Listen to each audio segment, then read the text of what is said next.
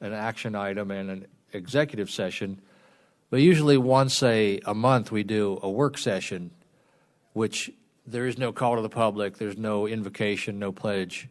And this is one of those, but we do have some special session items. So if you see that online and you see that it's a work session, then that's the difference. And you'll notice we're a little more less informal. And once we get into the discussion, I'll ask that you don't have to go through me to talk, because it is a work session, not as formal as a regular session. So with that, I will ask for a motion to convene into executive session. So moved. Is there a second? Second. All in favor? Aye. Aye. Any opposed? So we will now go to exec.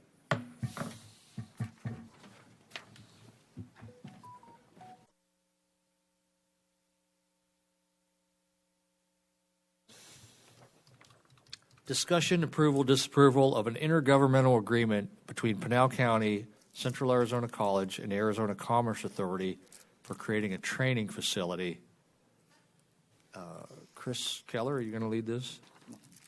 Mr. Chairman, I'll just open it up and stage it, and Chris can help with any of the details and the agreement itself if needed. But a lot of these companies, just for context, especially with advanced manufacturing, as they come in and the technology is new, one of their largest concerns is if there's a workforce that could be trained up to make sure production is successful.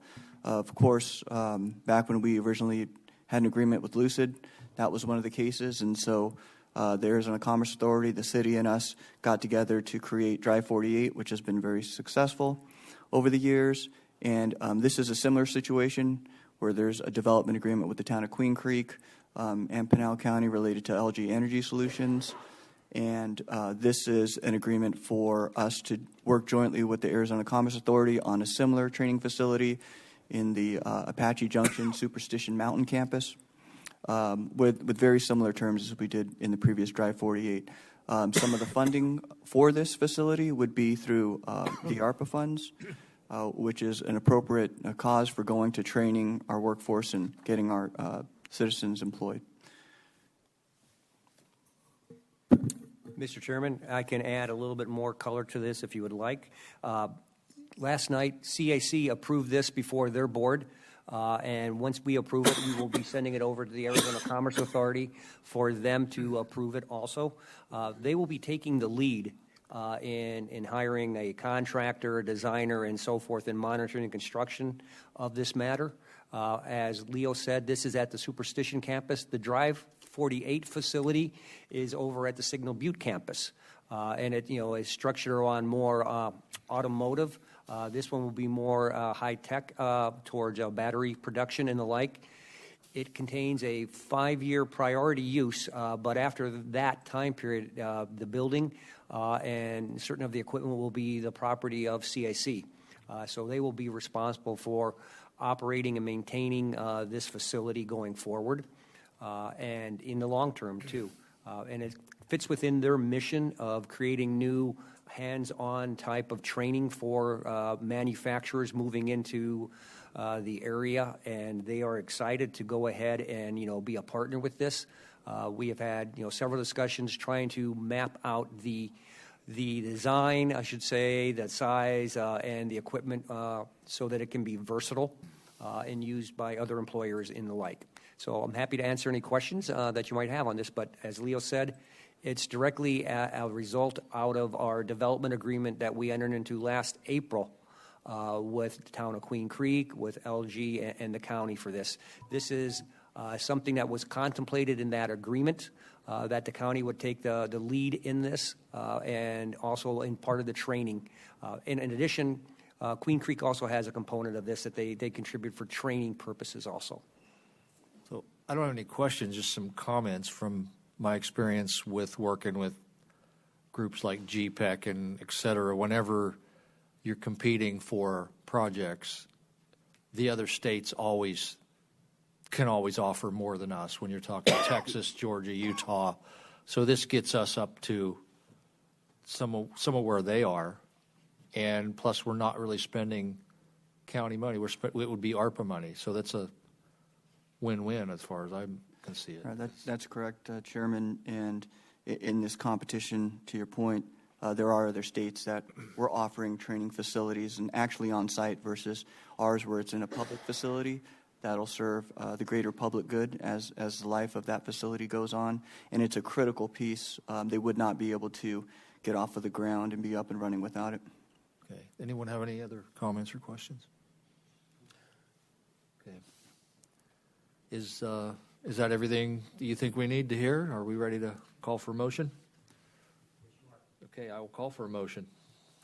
Mr. Chair, I'd like to make a motion that we approve item number 2 as presented. Second. It was a second. All in favor? Aye. Any opposed? It's unanimous. Presentation, discussion on the Pinal County Strategic Plan. And Leo, and you think this is going to be pretty long and in-depth? So this is one of those situations where instead of being recognized by the board, if you guys have anything without being too out of control, just insert yourself and have a free discussion. So go ahead, Leo. Yes, thank you, Mr. Chairman. I do think this is going to be a long one. And if you remember, when we initiated this process back in the past, Natasha, do I have a ability to change it from here myself? No, I don't. Okay. I guess if you don't mind, I can ask for slide movement. I'm going to sit because we're going to be here for a while.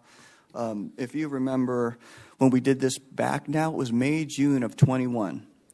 When we did our first one, when you were seated in January, we got a strategic facilitator at the time. It was Patrick Ibarra, and we took about 4 hours, 2 different sit downs up here in the ceremonial courtroom. We had all the directors, and we went through. And as a part of that, we took some time to update you on where we were at and what was going on, so that we could foster the discussion about where you want us to go.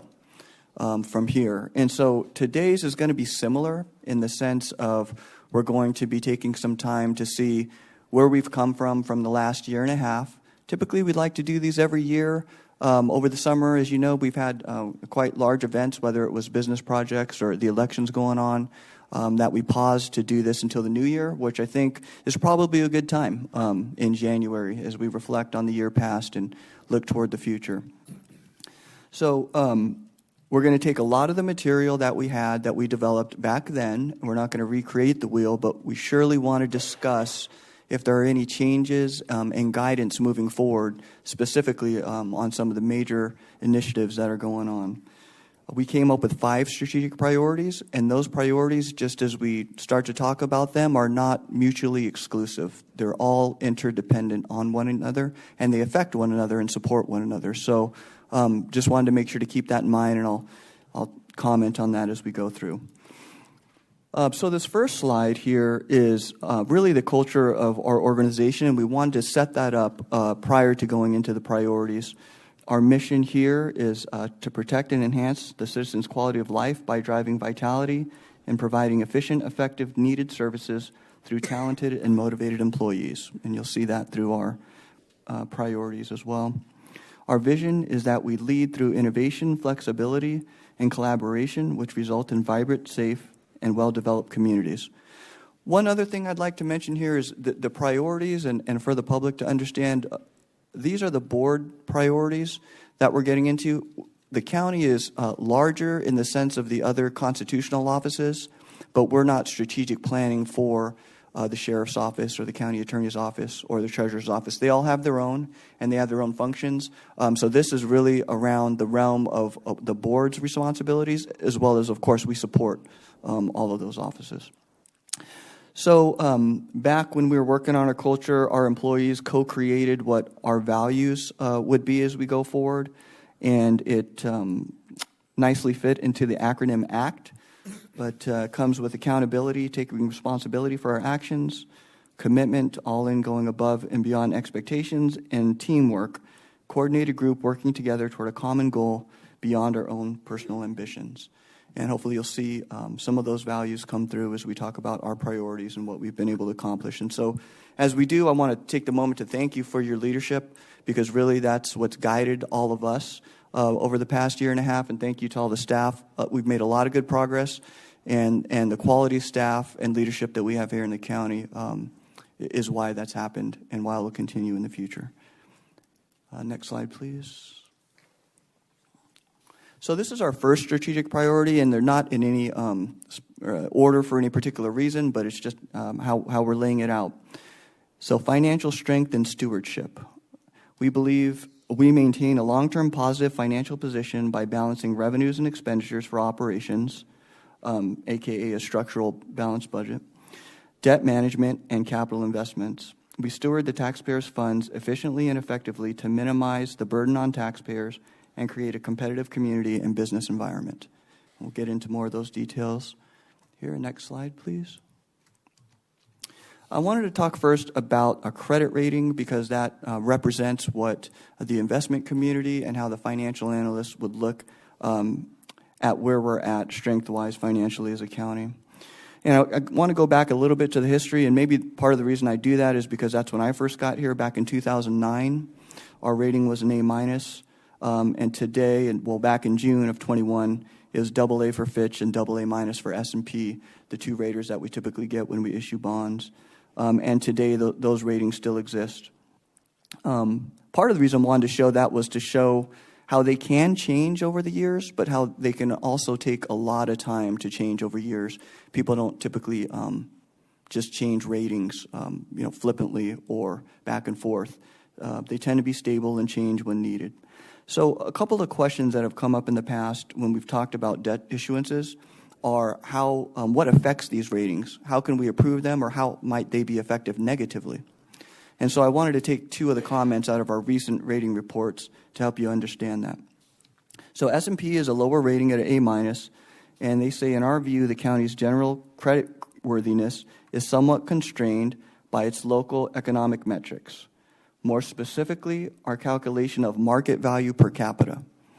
That's an important one, and it's something that you all have seen over the years when we do our tax levy report and we do all the benchmarking around. If you remember, when we look at the value per capita of our properties, it's always at the very bottom. So we're at the bottom, sometimes at the very bottom, sometimes bottom 2, bottom 3 of every county in the state.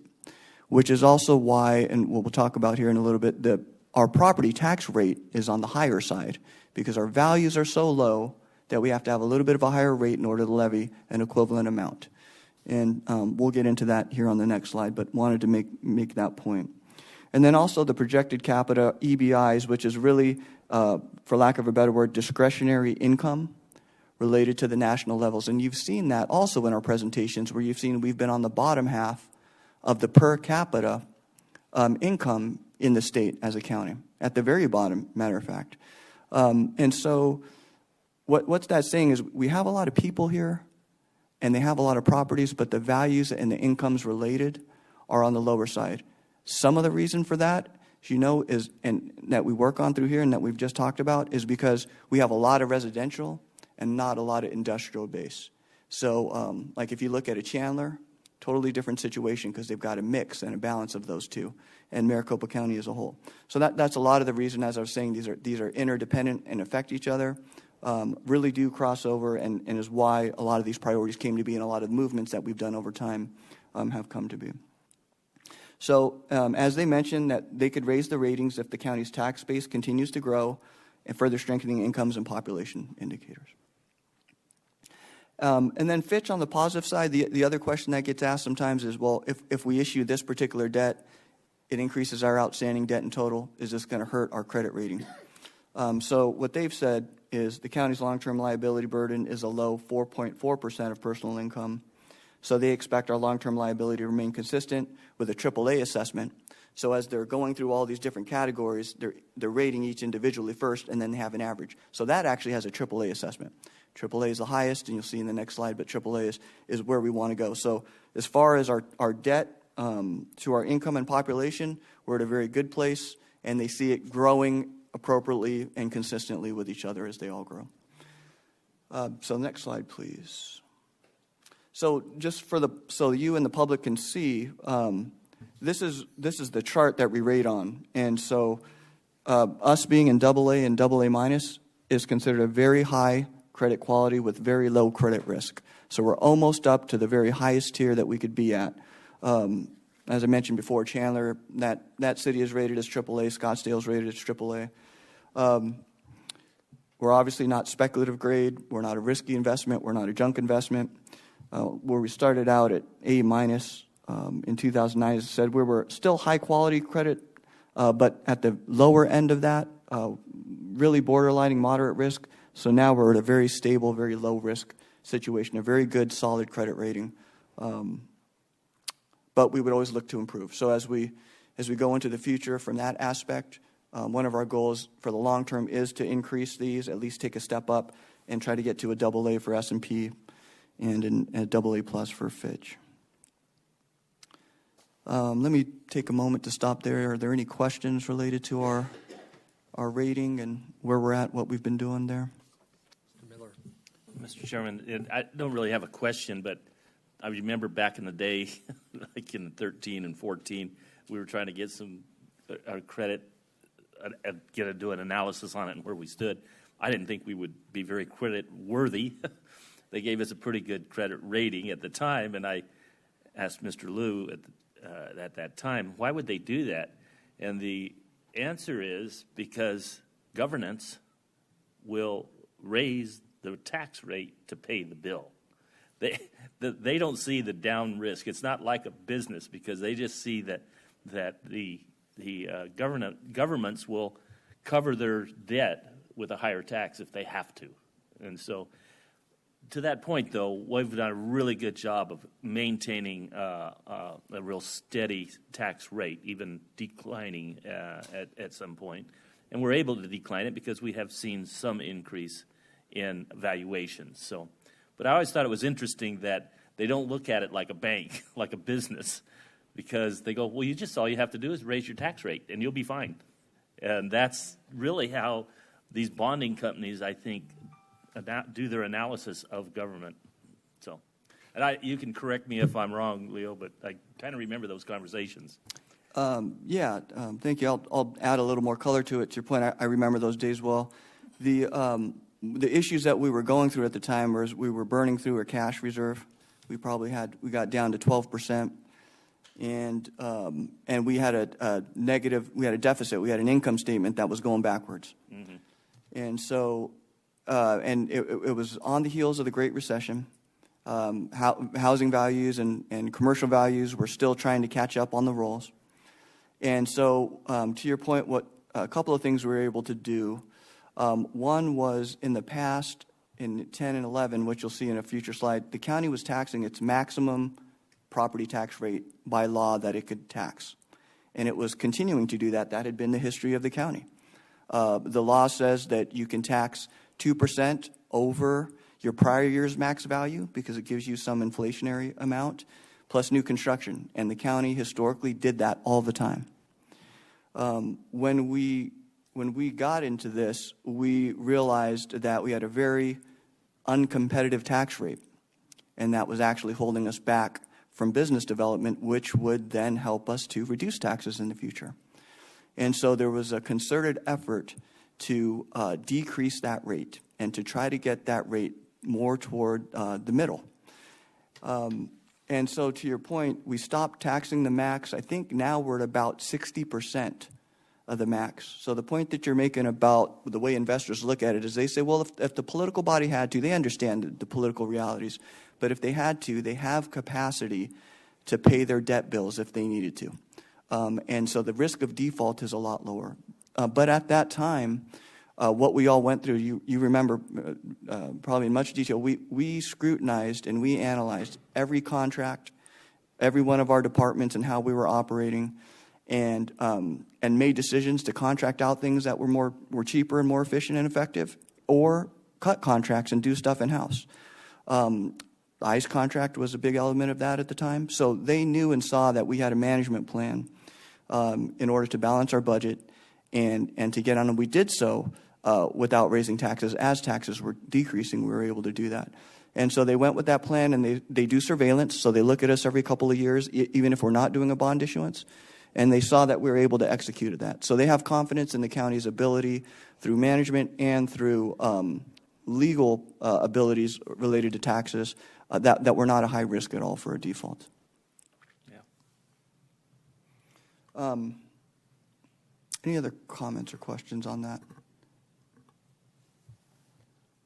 I think that's a good segue into the next slide, which will go back into that. And thanks, because that comment did help set this up. I did want to talk about where we were at in 10-11. You mentioned 13-14, but 10-11 is where, when I got here, and 10-11 was where a lot of these kind of goals and strategies started to change, again, from taxing the max. And very much the reason why being, one of the questions we asked was not only do we have a high tax rate compared to the other counties and non-competitive in the business environment, but as we mentioned earlier, what is the amount of wealth that the county community has to pay these taxes and to support this function? So one of the metrics we looked at was how much is our primary property tax levy as a percentage of the county's personal income. And so back in 10-11, it was 1.16%, which was the second highest in the state. We have 15 counties, so it was the second highest out of the 15. So again, we wanted to reduce that levy per capita, and we wanted to reduce that rate. And so today, the most recent information we have, we're the 10th highest out of 15. So we're actually lower than the median when it comes to this, which is great, and we've reduced that to 0.71%. And so part of the history that I was trying to get to is, if you own property in 10-11, and up until today, you experienced whatever changes in valuation that occurred over those years, because if you know, the property tax levy is just the valuation of your property, taxable valuation, multiplied by whatever the tax rate is. So very simple. Value times the rate gives you the levy, what you're going to pay on your bill. So if you were to look at that formula over the last 12 years, and this is an aggregate on average, and you take out all of the new construction that got added, you own that same property, the Pinal County portion would be 15% less on average of a levy today than it was back in 10-11 in real dollars, not inflation adjusted. So if you put that, even an average of 2%, which we know recently inflation's been different, but if you average 2% over that time, not even compounding on each other over 10 years, you would expect to see a 20% increase just for inflation. And it's decreased 15%. And that's important because a lot of work we've done, but I think it's also important as we start to frame the conversation around, since now we're at this place, what kind of guiding principles do we want to use going forward, which came up the last time we did the adoption of the budget. So which is a great segue into the next bullet on here, which is about that philosophy. But before I move on to that, is there any questions on that part, history of the rate and where we've been? Okay, so great. So that sets us up really nicely, and to help everybody understand, we have this truth in taxation notice that we do. That's a part of the state statute. We publish it in the papers. We have a public hearing. We have a vote. What the truth in taxation notice does is it says if there are any increases to the actual levy on existing properties, you have to notify the public that there's a tax increase. Even though your rate may go down, that levy may go up because your values went up. And so you can reduce the tax rate and still increase the levy and still do a truth in taxation notice, which is what actually did occur in this previous year when we did this. And I remember current Chairman Surdy bringing up some of those questions when that happened. I can't remember the exact percentage. I think it might have been 0.03%. It was pretty low because we only went 2 cents over the truth in taxation rate. But the reason I bring this up is it can happen the other way, and it's happened the other way, where the values go down significantly. And if you wanted to levy that same amount as you did last year on that existing property, you'd have to increase your rate. And there were times that the county did that just prior to 10-11 for that year. They did that. It went up, I think, from 330-something, 340-something to 399. So just before we started that strategy, that's exactly what happened. And so this is just one mechanism and one way that it can go, but I want to understand how both of those things offset each other. In contrast, if you were just to keep the tax rate the same all the time, then your levy would literally change in proportion to your value change, up or down. But if your values went up, you kept a flat rate, of course you'd have to do a truth in taxation because you'd be levying more on existing property. So one other concept to consider is a levy that does have some relationship of inflation in there. Because like I said, if you were just to keep a flat levy on existing properties every year, then you would never be keeping up with inflation. Granted, I understand perception of the public of, hey, you guys got to trim the fat, you guys got to get lean, you got to be efficient, and you got to maximize the use of our taxpayer dollars. And like I said, we went through significant efforts to do a lot of that. I'll never say that we're perfect. I'll never say there's not any waste, because there always will be in all the top companies in the world, top governments in the world. There'll be some level of, because none of us are perfect. But we want to get there as close as we can. Theoretically, if we were ever at that place, you would want some levy for adjustment for inflation. Otherwise, we as an organization would be falling behind in meeting the demands. But of course, that goes with what are the expectations of the community, and what are they willing to pay for those expectations. And so, if you were perfect or close to it, and you didn't adjust for inflation, then you would say, okay, well, where do we want to reduce whatever level of service that might be, and where is that acceptable to the public for what they're paying for? And then, which I've kind of already talked about, is the hybrid and needs adjusted. And it's really a hybrid of all of these, in a sense, where the public is telling us what their expectation is. The organization is saying, these are the levels of service that we can provide with this amount of money.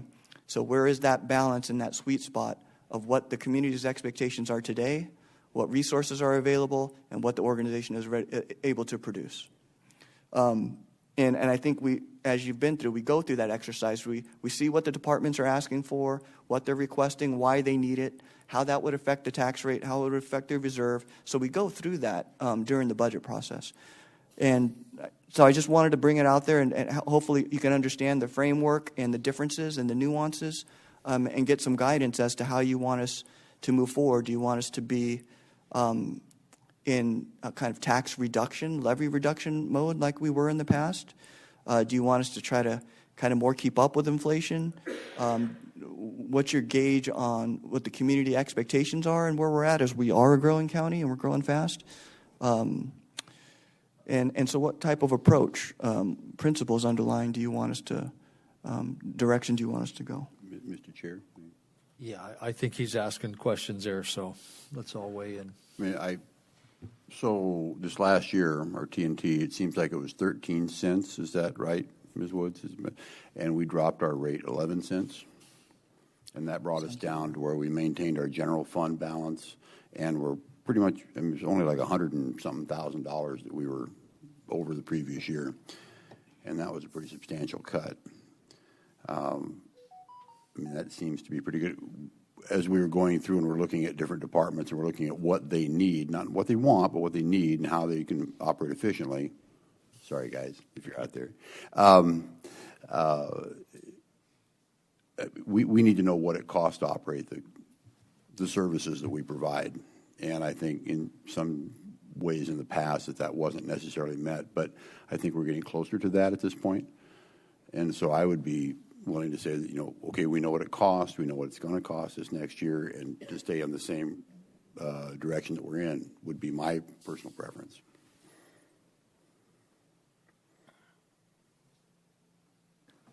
Well, I want to have the ability, like I brought up months ago, that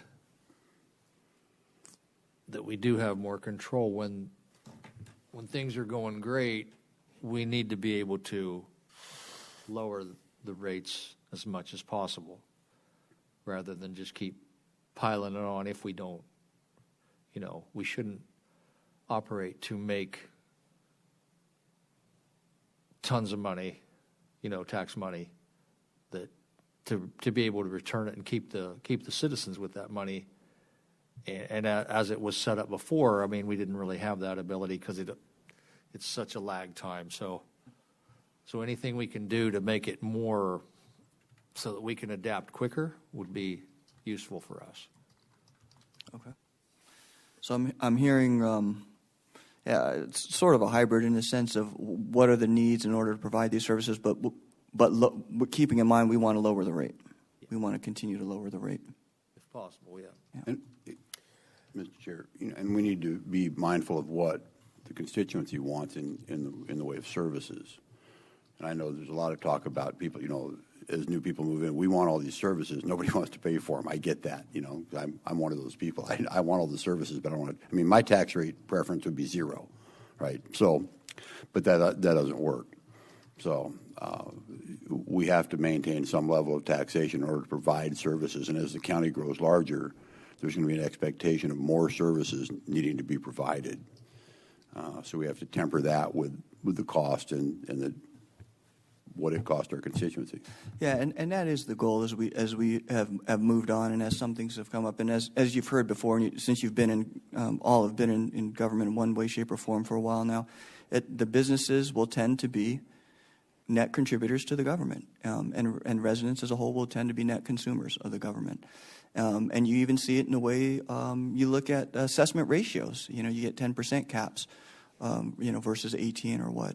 So part of, to your point, is to grow, and what the investors also recognize is to grow the economic base and diversity of the county to where the residents can enjoy the amenities and the benefits and the quality and the services without being overburdened. So that's a lot of the reason why we're trying to create the balance shift there that you'll see in some of the later slides. Mr. Chair, if I could interject on some thoughts here. We do have various areas that are growing in population, and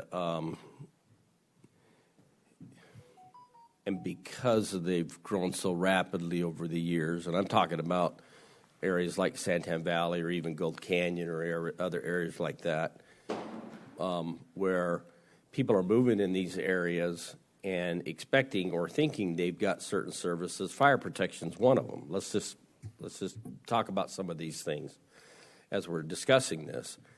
Parks, recreation, things of that nature, that some of the discussion right now, there's still some more work that we need to do in the public, because I've been pretty adamant about getting some skin in the game from the people that are in those geographical areas that want these type of amenities that we're talking about. And so we need to be able to have a discussion, and I think this is part of where we're at. What kind of services are we going to offer? Are we going to enhance some of the services? I think I've heard Supervisor McClure say in some states that he's lived or that he's been a part of, the counties offered community parks, like what we have up in one of our smaller communities that Supervisor Kavanaugh used to represent, and that we're taking care of one of the parks. It's a small park, nonetheless, but we do the maintenance and everything on that park. And so we've got to look at it from that perspective. So are we looking to expand some of our services? And if we are, then that's going to be part of our budget that's going to be spent on that. Or do we do some kind of a hybrid of a public partnership, public-private partnership? And we still have some planning to do there in some of these areas, specifically in the Santan Valley area. And there needs to be a lot of discussion that with the citizens, to your point, Supervisor McClure, is that we need to get a really good gauge of what our constituents are desiring and what they want. But with that, they need to understand there's some taxation with this. I think all of us are here trying to be as conservative as we possibly can.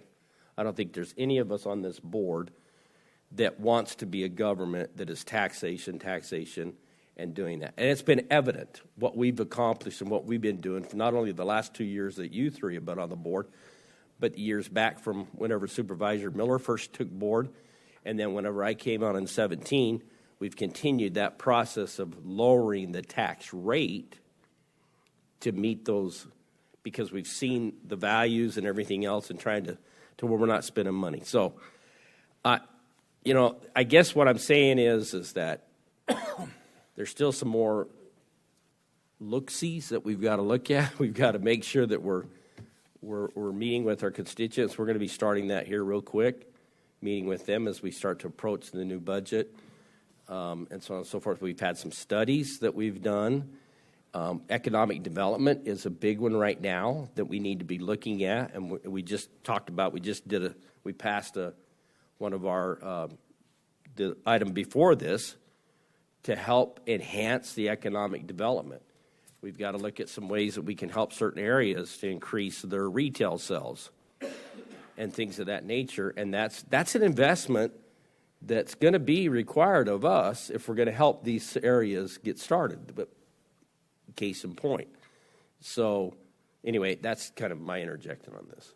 Before we go to Steve Miller, talk about retail, there's some other factors here too where everybody's trying to do something in the state legislature and the governor possibly going to do away with food taxes, which doesn't affect the state, but it definitely affects the cities because a lot of the cities rely on that. And they're wondering, okay, is the state going to now take over and provide the services that the cities won't be able to do if they do take those retail taxes? Steve. Thank you, Mr. Chairman. And I'm just going to kind of high level try and remember a lot of the issues that we dealt with in the past. And I think if we looked at Pinal County even 8 years ago and how much more industry has come to the county, that's a real bonus. And even the population with new houses and stuff. But a lot of this is a lag time before we get those taxes on the rolls. And I think an average house takes 24 months before we actually see those revenues coming in. So that means if they started a house today, it's not going to be on the books until 25. I mean, and really start capturing those revenues. So we're playing catch up constantly. That's really where I wanted to go with this. And the demand comes long before the dollars come. So that's trying to shrink that gap has been difficult at times.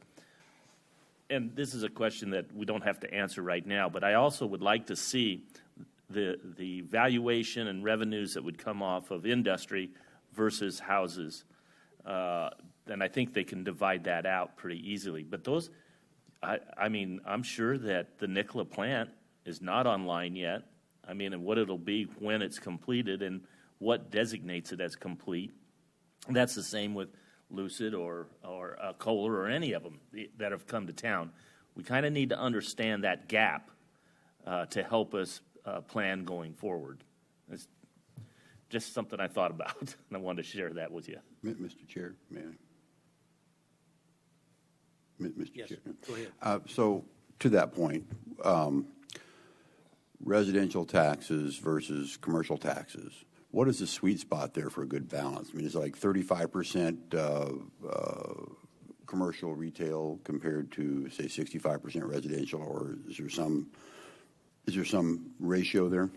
It's been a while. I looked, and I look at Chandler's, and I can't remember off the top of my head, but I'll go back and look to your point. They have them by category, and so you can see what kind of class is and what the base class is. We were off.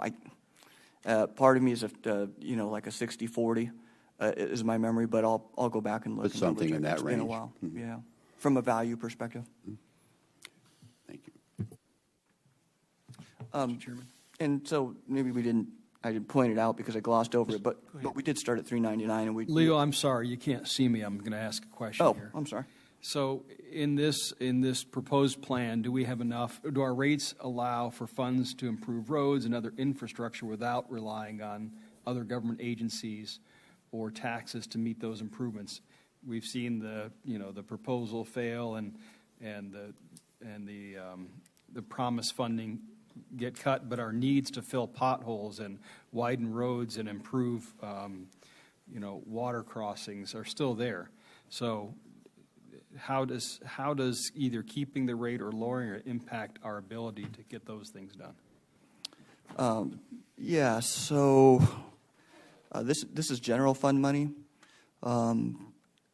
Mostly what goes to maintaining or creating new roads are special revenues through the Highway User Revenue Fund, HERF, people call it, or our road excise tax. That's a half cent on the sales tax. So HERF is the gas tax that gets allocated through the state and federally. And then our road excise tax is a countywide half cent. And we are going to, there's a whole slide on that, and good question, because that's probably going to be the most important thing that we talk about today. It just is in the infrastructure and management asset priority category and isn't in this one yet. So what I would say to that specifically from the general fund perspective, we can use general fund money for transportation infrastructure if we chose to. Typically, we're using dedicated revenue sources for those, and they're supposed to be correlated to the uses on the road. That's why it's the gas tax. We all know that HERF has not been adjusted for inflation in I don't know how many years. Andy, I'm sure, knows off the top of his head, but probably at least 30 or 40, 91. 91 was the last time. So 19 and 22, so 41 years. So that is that, and then you have a changing industry, going to electric vehicles. And so I think the question of how to fund and maintain our transportation infrastructure is a very important one, and it's in a future slide. This one doesn't really affect that, but it potentially could if that was a mechanism that the board wanted to go in that direction and to start using general fund money to significantly fund transportation infrastructure. It's legally allowable. That would require raising the tax rate a bit, though. I see, yeah, hello. So, but that would require, but to general operations, and then to add that would be an increase in taxes. It would. It would. But to a greater end, I mean. Yeah, it's a significant portion. Roads take a long time to build, a long time to plan, and they're very expensive. That's just the reality. So just bulldoze a dirt road and drive. Yeah. We all start riding around in our ATVs. That might upset air quality, though. I think there's some issue with that, Okay. So we have reduced the rate from $3.99 to $3.56, at least in the time I've been here, and you and previous boards have all been a part of that. So there has been a significant decrease. As we talk about the general fund stability reserve, if we transition into that, as we mentioned earlier, there was a point we were at 12%. I think right now our previous goal was 15%. I'd probably be a little bit more comfortable with 20, just because we know that we're heading into a recession, and we've got a lot of different things that are going on with inflation, even on the expense side. But we have been quite a bit higher in the past few years, as you could see, 30, 36, looking at 29. But take that with, we identify what we consider to be one-time revenues or excess revenues, and we do apply those to the capital projects, a lot of them that you'll see in the future slides. But we would rather do that than issue debt to build these projects. As you know, two of the bigger ones we got going on right now is a new elections facility and to replace the assessor, recorder, treasurer building over here too. And so those are significant expenses that we like to put aside as much as we can, excess revenues and one-time revenues, so that we don't have to bond and so that we don't get out of a structural balance. So it just looked like heads were nodding on the 20% versus the 15. It tends to be one where there are times where you're going to need to dip into it, and that's why you have it. But then you try to get back where you dipped from so that you can dip again when you need to in the future. So it's just a cycle that you go through, similar to the economic cycles. Mr. Chair, it seems that we tried to be 20% last year, and even the previous year we tried to maintain 20. So as not to fall into the recession issue where half the staffing was dismissed because we couldn't afford it, and to be able to cover the lean times. It helps to keep your service levels up and buy you time during the recessions. Okay. Any other comments before we move on? Thank you. Okay, so nice segue into transportation and infrastructure and asset management. We provide safe, efficient, sustainable, cost-effective, and well-maintained infrastructure and transportation systems. We build, maintain, and manage capital assets to preserve long-term investment and ensure reliable services. So this covers a pretty wide breadth of assets that the county owns and is involved with. But most importantly, and what was just brought up, let's talk about transportation. And I'll just first set it up by giving some highlights so that there's some context and what we've been able to accomplish here, some things here in the past. But we do pavement preservation on about, and as you see last year, 169 miles, and this year we'll do 195 miles. So that's a lot of roads, and again, those aren't cheap. One of the things that we've examined as we're looking into the best practices is something that we kind of a layman's term call road recycling, but it essentially takes the materials that are there already in the ground, and if you need to mix some in, materials that we have at our yards, or if it's busted up old broken asphalt that's already there, that's been there for a long time, a much more effective, cost-effective way to do that is to, in one sense, you kind of mill that up.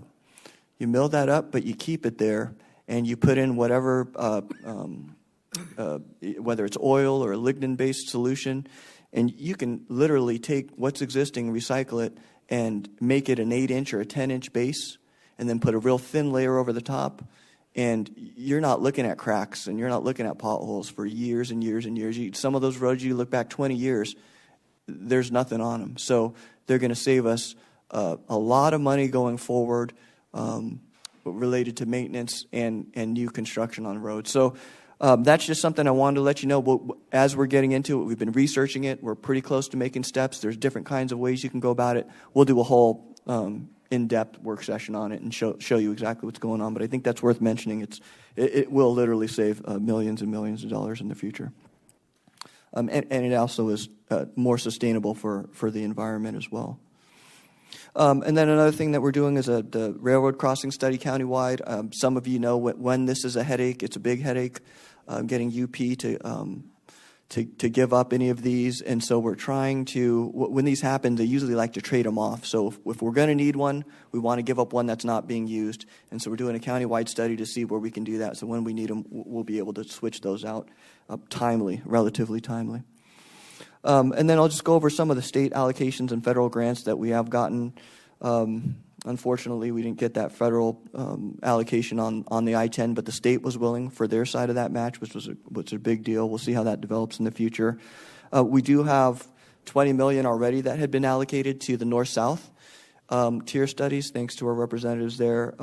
And of course, there's a lot more work to be done and more money going after that for this session. Leo. Yes.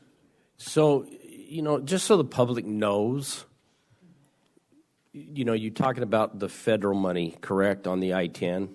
Yeah. That was federal money. What happened there? We didn't get it. Where's our state? Where was our federal representatives in that? Well, Supervisor Miller probably could talk a little bit better on the inside baseball on that, if you don't mind. Well, Mr. Chair, it just came down to priorities, and this current administration saw. I think they wanted to do more smaller allocations than one big one, and the criteria of multimodal aspect to widening I-10 is just not something that's feasible, but that was not conveyed to either the people that select these types of projects and grant the grants for whatever reason, and we just fell short. And there was another project there on I-10, the Courtson interchange, that ranked very, very high, but didn't get. They selected 5 and we were number 6, and I don't know. We're putting back in for that one. I can't remember the exact criteria that Larry Raines told me that they were short on that one, but I know. Well, the reason they didn't want to give us that one is because they thought we were going to get the widening I-10 and they didn't want all these projects to be in Pinal County. So we didn't get either one of them, which was kind of sad. But folks, I've said it for years, and I'll continue to say it. I-10 will not be widened until somebody in Washington, D.C. decides to widen it. And it just doesn't rank high enough. Goes back to, I think, the political power that our delegation really has, and falls down pretty low. And it's unfortunate, but we just haven't been able to rise to that occasion to get that type of work done. And the sad part about transportation, and I'll just say this in general, it never rises to the need until there's enough fatalities. We base so much of our transportation systems on fatalities, and it's not pretty, and it's not. It doesn't seem like an acceptable way to do it. But if you look back and see the projects that get done, that is typically a key factor in the decision to do a project. It is very expensive. Transportation is so expensive. I'm kind of on a soapbox here, but I've been dealing with it. I dealt with it clear back when I was on the city council back in the day. I mean, it's never changed. 1991 was the last time the gas tax was adjusted in the state of Arizona. And the revenues since then have been on the decline. Not just because of electric cars, but because of the cafeteria requirements on auto manufacturers to get better gas mileage, We drive more lane miles now than ever, and we use less gasoline. And so to base the revenue off of gasoline sales is not good. And then in the last 4 or 5 years, certainly the electric car industry has really put some more pressure on that.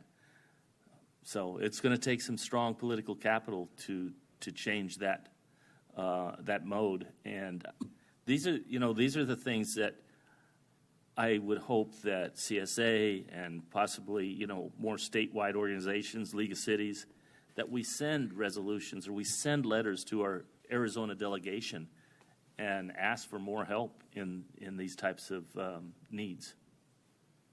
So I'm sorry I digress a little bit, but that's really kind of the scenario where we're at. And if we can help, if anybody knows how we can help or something we can do, I'm all ears. Yeah, to that Anyone point. else, just weigh in at will if you want on a discussion like this. Well, and I think that was more why I wanted that information needs to get more out to the public. We're so quick to praise certain projects when they do stuff, but we need to send the message out there that we got turned down on 2 major projects here in Arizona that ranked very high, and we lost federal dollars to be able to accomplish that. And so I think that's a message that needs to be sent loud and clear, not only but to our federal representatives, all of them. Yeah, the whole delegation. Transportation should be one of the top things, your point, to avoid some of these fatalities that are out there. That should never be a reason for getting the job done. More lives being lost. Just doesn't make sense. Can I add one other thought? Sure. And it's because of we've done a great job of attracting industry. But the industry's looking at us now. I mean, I can tell you, Lucid Motors never expected to have to add 2 hours to a supply chain because they have to get certain products delivered into the Phoenix area. They send trucks up, and then they bring that product on down to Casa Grande. I mean, when you really start adding 2 hours to probably a dozen vehicles a day, drivers and everything, those are real dollars that are costing them now to get those products down. They're looking at, instead of a 2-hour turnaround time, they're looking at a 4-hour turnaround. And if you're in business and you understand those costs and how they affect the bottom line at the end of the day, those are difficult. And so that go back to we kind of somewhat promised these industries that, oh, don't worry, we're going to handle this transportation problem, and we are not handling it very well.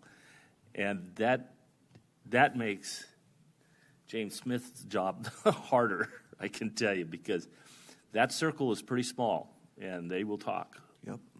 That's a great point, and they will. And when they're flying stuff into Tempe and they're going from Tempe to Casa Grande, and there's that kind of traffic on that 10, especially if there's an accident, it's a problem. Yeah, and to that point, and that's why I think we see these this way. These are community investments.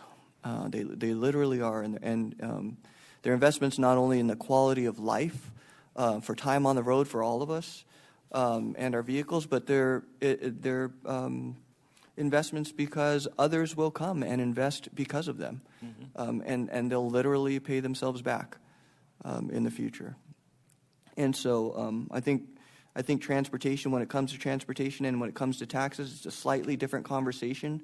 A service, yes, you're going to need, and in a way they're going to pay you back either way. But this is an investment in an asset that will literally pay you back over the years and more. To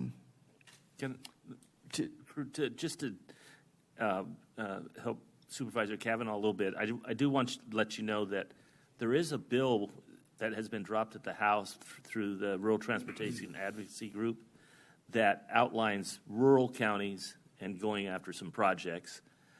And we're asking the state to give it to us through their general fund to help kind of soften that blow. And we'll see if we can't get some more discussion that's not agendized right now, but I would like to be able to give you guys some updates on some of that stuff going forward. Well, my question is, are we opposed to using some general funds, not to build roads, huge project, but to fill potholes, to stop the erosion in the streets of San Manuel and Dudleyville and the places that are unincorporated, where they really need it, and our Public Works Department is struggling to bring a truck up to fill a pothole? I mean, is it out of the question that we should consider whether or not we need to reduce the rate or keep the tax rate where it's at and earmark some of those funds to fix the roads in the rural part of Santan where there's no HOA? That's the question. And that's a policy decision, and that is kind of what this strategic plan is about. Right. And is that something that we want to make sure is included in this upcoming budget season? You know, that we look at that and find that as one of the things we want to see done. To that point, so every penny of property tax is worth, what, 1.2 million, 1.3 million? I think it's 250 grand, or maybe 280 or so. Oh, almost I'm way 300. off. Okay, Yeah. so. Yeah, 10 cents is more. Okay. 5 and 10 cent increments, so 5 cents is more like a million something. Okay. Yeah, so every cent, it's probably, I don't know, probably 280,000 these days. It's not a whole lot. It's hard to fill the bucket. Yeah. Well, yeah, and that's why they have debt. I mean, there's dedicated sources for reasons, but those dedicated sources just haven't kept up, and as you mentioned before, the dynamics of them. The 5 of us might be out there filling in those potholes then with some shovels. Okay. All 5 willing to do that, right? I went to school long enough so I didn't have to dig ditches. Oh, okay. See that?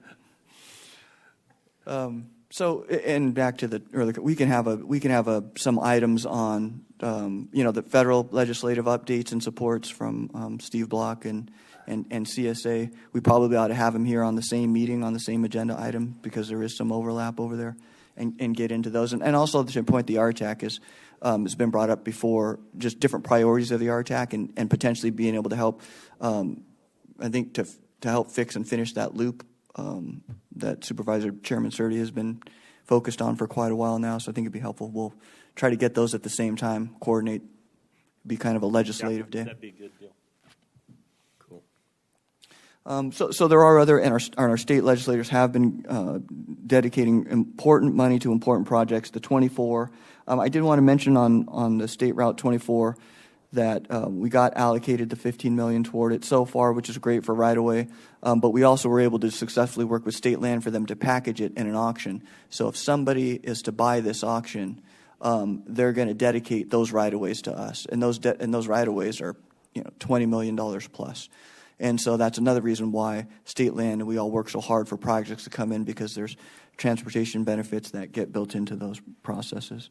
So, Leo, if I might ask a question then, with LG purchasing that piece of property right there on Ironwood and the 24, is that portion of what they bought, has that been allocated, is that in that scenario that you're talking about? It's in a future package. It wasn't in that package. That one did have right-of-ways that came with it, but the Okay. 24 and the Pinal Parkway Okay. right-of-ways were not included in that. That was in another package, in a package that's currently sitting ready to go if somebody wants to. Okay, so the future of that 15 million then, it's to purchase other right-of-ways, correct? Right, and that could we could use that on the 24 to take the right-of-way as we plan to go all the way up to the 60. Yeah, to Peralta, Yep. somewhere around Peralta Trail. Okay. Okay. And then, of course, one of the highest priorities for City of Maricopa is the 347 widening, which there were state allocations to help move that along as well. And then two of the important federal grants that we got that you'll see, and you were there at their groundbreaking for the inland port on Hauser and Hannah Road, and really that made that Nicola project possible, and that whole site, as there are other roads that we're working with Coolidge on for Procter & Gamble and for other projects that are currently looking at that site. And then Peralta Road, which many of you just drove down to the ribbon cutting it to that park, $13 million to get that thing paved, and to get it paved all the way to the federal trailhead. So nice access for a lot of healthy recreation that people like to do out there. And then as I just mentioned, we do collaborate quite a bit. That one of the themes that came out of our last strategy session is the amount of, and quite frankly came up before, is we want to be regional leaders, and so we want to collaborate with the cities and towns on everything when it comes to infrastructure, transportation, planning, flood control, all of those elements. And so this is just a list of some of the collaborations, both on ways that we win projects and ways that we plan in the future, long-term planning, as we partner with MAG and others and do special area plans and also kind of large regional areas for movement. Next slide. So we're going to go through a few of these, and this just to give you some pictures and to highlight some of the things we've been talking about. Sometimes people don't always understand when we talk about the SR24 extension, so that you see it there on the top from Ironwood all the way over to the 60. The green is the north-south corridor. The Tier 2 side, after Tier 1, it moved it over farther east.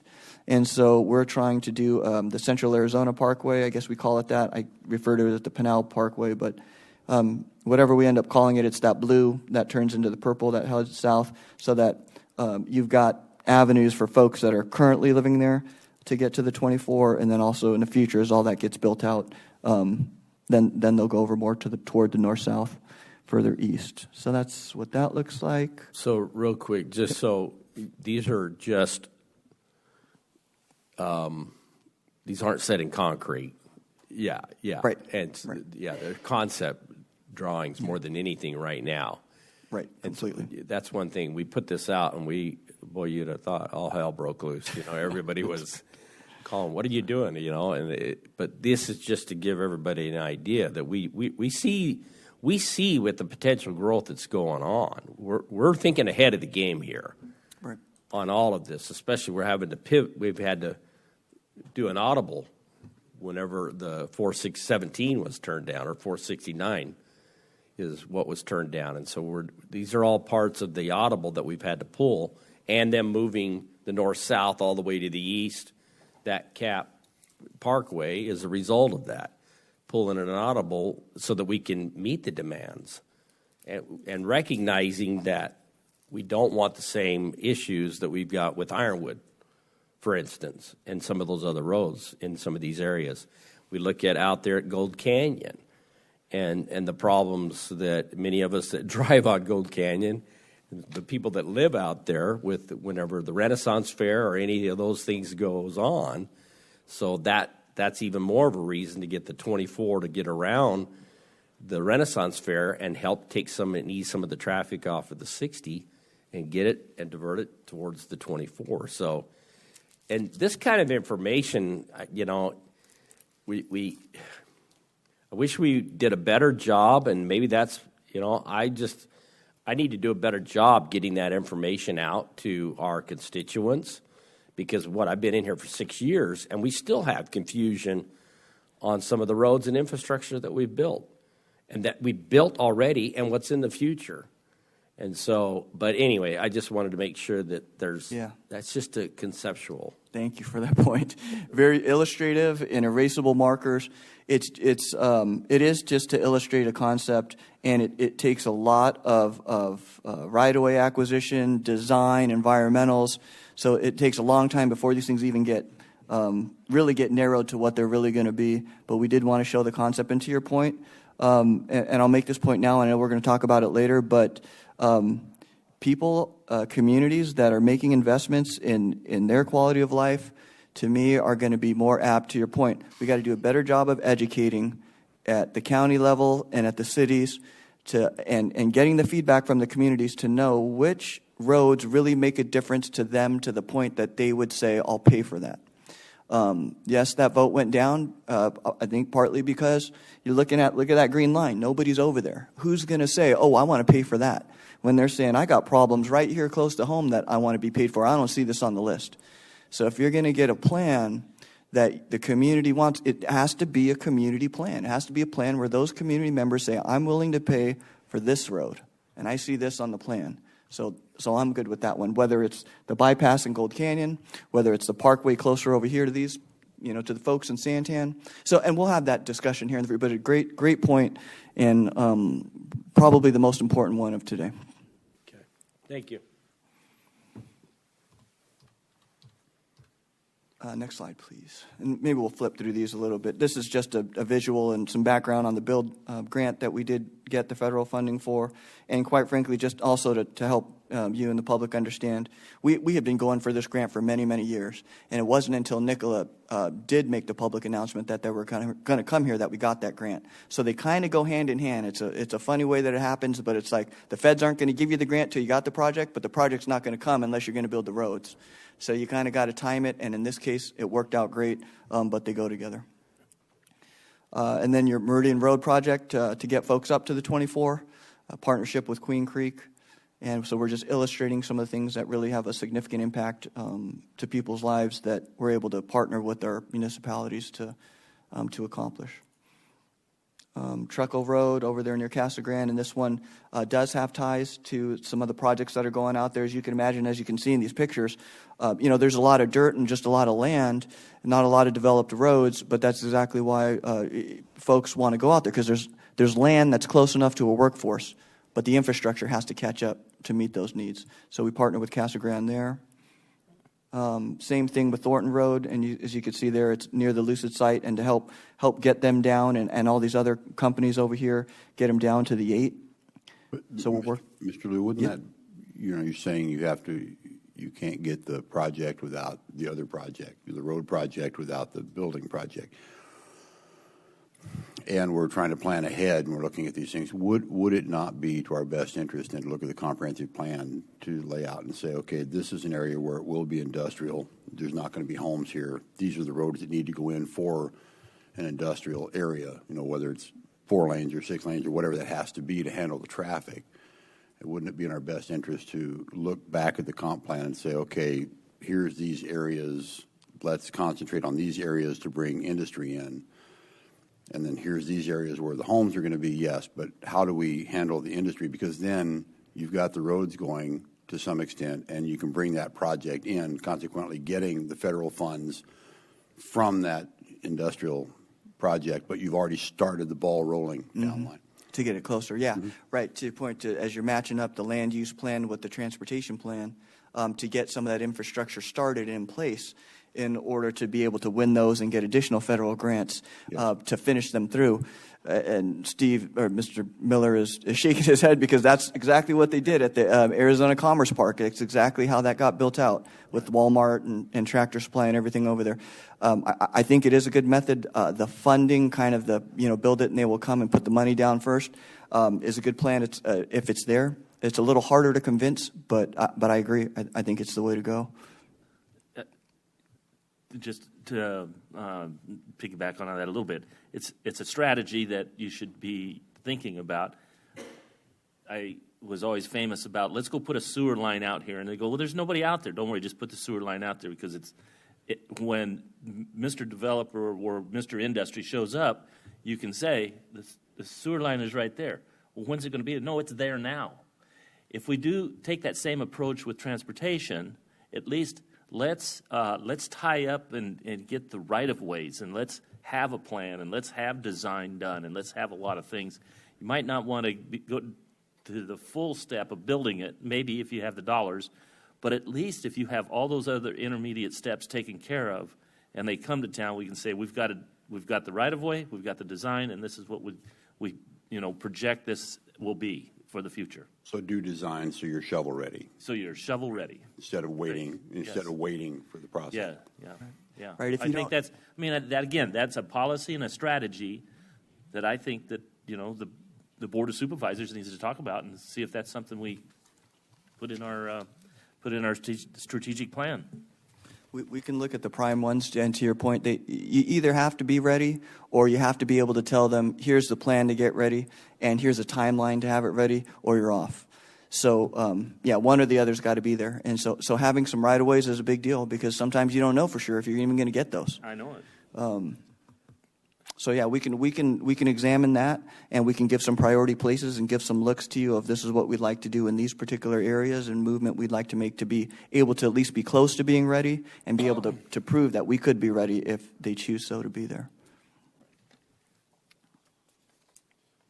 The Pinal Tech Park, also in the CG area, but a different park, but that's where Kohler landed, and other semiconductor manufacturing suppliers have landed, but same thing, partner with Casa Grande to get those roads ready so that they can construct and deliver. So, as I been saying, and I think this is probably the most important slide. We've touched on some of it already, but I want to get into the details a little bit and get some of your thoughts and guidance on this. We do have a current half-cent road excise tax. It's a half cent on everything else that is taxed, or privilege tax, or sales tax, if you want to call it that, that currently exists. It's very similar to the half cent that we have for the general fund, except there's one category, I think it's personal property rental, that they're still able to tax that the general fund isn't. So it's very close, and just looked at it, we get right now we're probably getting about $30 million a year on it. It is divvied up throughout the county by population, pro rata. So every city, town gets their share based on how much of the total population of the county there is. Unincorporated population we get according to that amount. And it's used a lot for maintaining all of these roads, the potholes, the cracks, rehabilitations. Sometimes we'll throw in new constructions if they're a priority, but there's only a certain amounts of money in there, so it's not like you're going to do something really big with it. And the cities depend on that quite a bit, and it's significant to them. It's going to end and expire, because you can have it for 20 years. It's going to expire at the end of calendar year 26. Back in 5-6, the county did this, and I was just talking to Greg Stanley at the ribbon cutting at Peralta Park the other week, and he was reminiscing about that and remembering. And he goes, "Yeah, you know what? Actually, we probably took about 2 to 3 years just to kind of gear up and educate for that." And so we're looking at that, and we're in that process now. And I want to talk about that some more on what your thoughts on the approach. But let me give you another, another angle and another thing that affects that. Oh, the other part is that it has to be by statute voted in the November ballot of an election year. And that started in 1985, did it not? So this would be the third iteration of that. When the very first one did. Yeah. So it's not some new 85 tax. I'm just trying to make sure that Right. it's not a new tax. It's not recent. This has been going for a long time. Some people refer to it as renewal. Yes. And so obviously, we're looking at 24 or 26. And the PRTA tax that just didn't pass on that vote has more flexibility as to when it could be. It could be called for a special election. It doesn't have to be on that. As you remember, the very first one we did a special election. It was a mail-in vote, and it was an off cycle, and it was all by itself, if I remember right.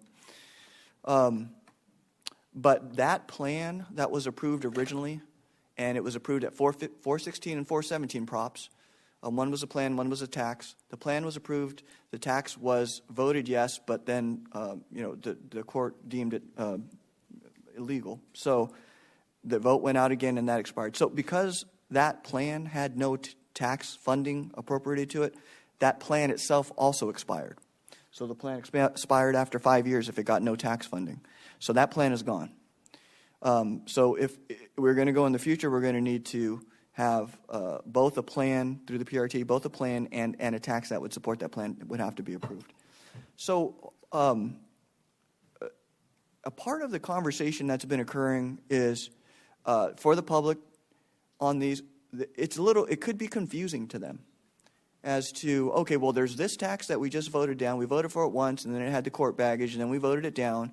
And then now you have this other one that's coming, and then maybe now you're going to have another retry at the PRTA, and it could get confusing. And even from a government standpoint, the towns and cities and us, we want to have a cohesive plan between both to be able to say, look, for this half-cent road tax, that's this 20-year tax, this is what we do with that money, and this is what we would do with that if approved for a renewal. And if not, these are the things that we would not be able to do. And then for this other half-cent tax or the PRT, which is mostly new stuff, if you saw the plan, mostly large new regional things or connectors throughout the county, this is what that would give us. And if we don't have that, we literally, it's tough to do all of these things. We look for other fundings through the state and other ways, but we don't have a mechanism to say we're going to deliver this. And so in order to kind of show and to have a unified plan for both, we wanted to develop them together so that we have, hey, here's what we do with this half cent, here's what we do with the other half cent, and here's what you're getting for all of this, and here's what you wouldn't get if you don't vote for one or the other. But at least that way we could be coordinated and the public can understand everybody's on the same page regionally about what our plans are for this money and what the expectations are that this money is going to produce. And again, as I mentioned earlier, it would have to be something that the community is willing to pay for, that it matters to them enough that they want that. And so I think that's going to be a big education movement from all of the electeds, counties and cities and towns, to be able to go there to get feedback and to develop a plan that their communities really want. And it'll be a long process. Like I said, 2 to 3 years on the previous just half cent. Now we're talking about if you're combining two to make one unified plan, in total over 20 years, over $1 billion, it's going to take a while to develop all of that. And it's going to take a lot of effort and engagement. And so as we go into that, I guess the questions that I had from you on that is your thoughts on a unified plan, your thoughts on these got to go to the ballot at some point. Do you do them together on the same ballot? If you do, kind of which one do you want us to aim for, knowing that 24 is right around the corner? Part of what I think the concern was is you go out in 24 for the half-cent road tax. If it doesn't pass, you got another shot at it in 26. But the other side is you do a quick job and you don't do proper engagement and you don't do proper planning, then you have a lesser product and you probably have lesser support. The other element and question to that is the executive director of, and I'll just be open about it, we've talked about it in some meetings, the executive director of the PRTA is by statute the Central Arizona governments, if it's unless voted otherwise. Are they in the best position to regionally coordinate and regionally do a grassroots community effort? Or are the actual kind of local governments that are running this and feeling the pain and the complaints and getting the tomatoes and the screaming at the transportation meetings in their areas? You know, they have a really good sense of what people need and what they want. And so is there another mechanism to lead the development and implementation of this plan that would be more effective? And then lastly, I guess the other question is the PRTA, one of the challenges that we've had with that is that since the plan is voter approved, if you're going to make any adjustment to that plan, you're going to go back to the voters. And that can bite you in two ways. If you have significant construction costs, inflation that change over the years, and you can't do one of the roads, you'd have to go back to the voters to say, hey, we can't do that particular road anymore because we ran out of money.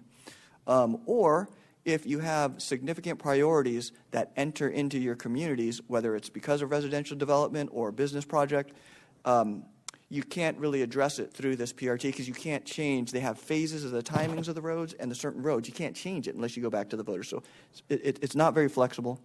So there's a 1 cent cap on these road taxes. If you do a half cent and you do the PRTA, that's a full cent. That's all you can do. That's the max that you can do.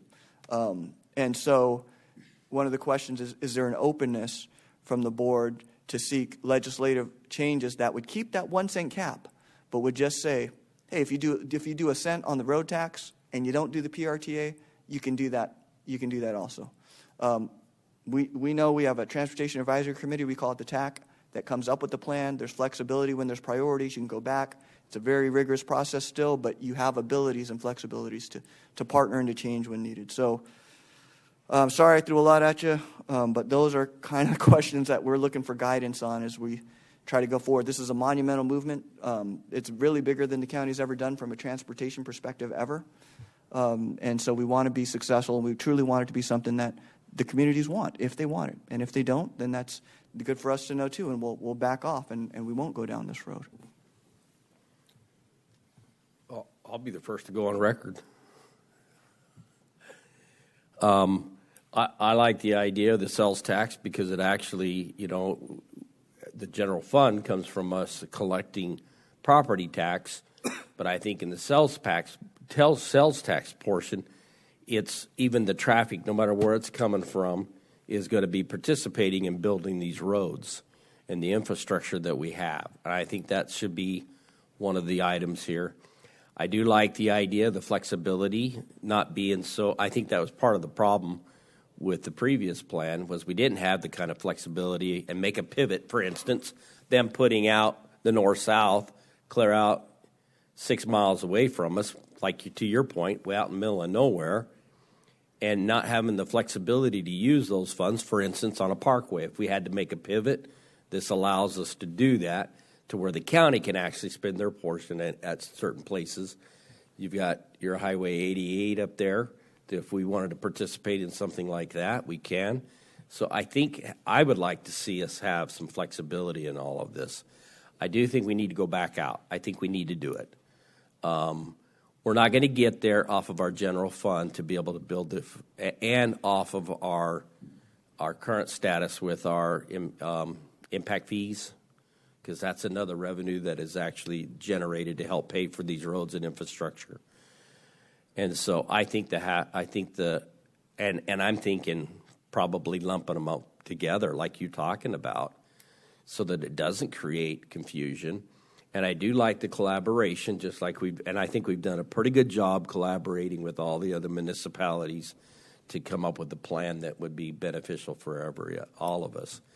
And so all the communities involved and the unincorporated communities as well.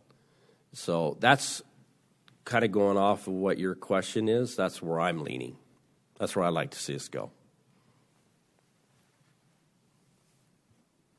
Of course, we are working with consultants as well, but what do you think about from a timing perspective on, we're looking at, and are they going to be on the same ballot or should they be on separate ballots? And if so, and kind of timing of all of this? Yeah, and you know what? A consultant probably could help us with that, but to your point, what you said, rather than being hasty about this and making sure that we get the right education out there and get the buy-in from the public as to what we're trying to accomplish here, I'm leaning towards 2026. I know we need to probably do something maybe sooner, but anyway, that's kind of where I'm at.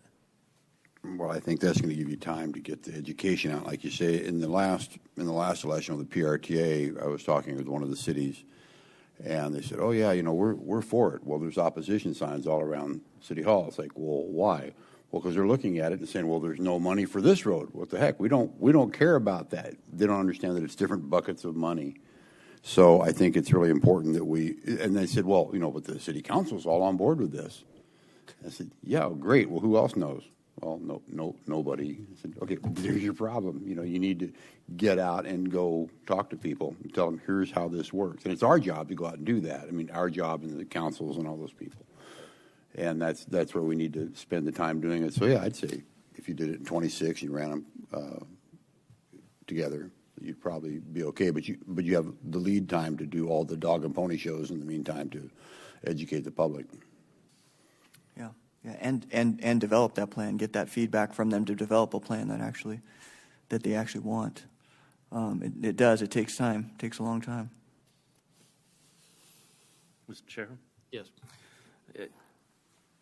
The flexibility part really kind of, I think, may be the key to getting this thing passed or accepted by the public. Because, man, these plans are just too intense, and they never, I mean, we can project whatever we think the cost is going to be, and we never hit it. We're always way short. We're always constantly. I think in general, everybody knows that we need to put money towards transportation. But I think we have to have the flexibility to be able to spend it on what we have money to do. I mean, sometimes the project is tied to what we have in the bank to spend on it, and we'll have to pick and choose. So, I'd like to go big and see if we couldn't change the state statute and raise it to 2 cents, but make it, a city could say, oh, we'll just do 1.5 cents, or we'll do 3/4 of a cent, or a county. I think there needs to be more flexibility at the state level to allow these communities, because they're not going to fund these projects. We have just come to a standstill in how we're going to fund transportation projects in Arizona, and until we get to an impasse here, and I think there has to be a whole array of ideas and thoughts on how we're going to fund it going forward. One person tells me, don't do it in a sales tax. Are you okay with a gasoline tax? Oh, yeah, I'm okay with that. Well, that's a sales tax in a sense, but we've seen how that model's not working anymore because we're selling less gasoline. So, again, back to we've got to come up with some ideas on how we're going to generate revenue, because nobody's going to build a road for free for us. We're going to have to spend real big dollars to get it done in the future. Well, I think Supervisor Goodman wanted to go out and do some of that shovel Yeah, stuff. and I know how to do that myself. I want the tractor. Oh. We'll get you out on the road recycling machine when we get it. But to your point, the issue, and that was a big issue on this, even on the PRTA, that plan was peanut butter spread way too thin. Right. And the reality was those projects were maybe 40, 50% funded in the PRTA, and that was going to be an issue that we were all going to have to deal with as we went through all of this. And so we can't be overly lofty, if we're going to have a plan, it's got to be a plan that's realistically funded as well, and with some cushion, especially if there's not flexibility there. So flexibility would be helpful. Leo, how much longer do you see this presentation going? This is strategic priority number 2 of 5. So hearing that, we're shit. going to take a little recess.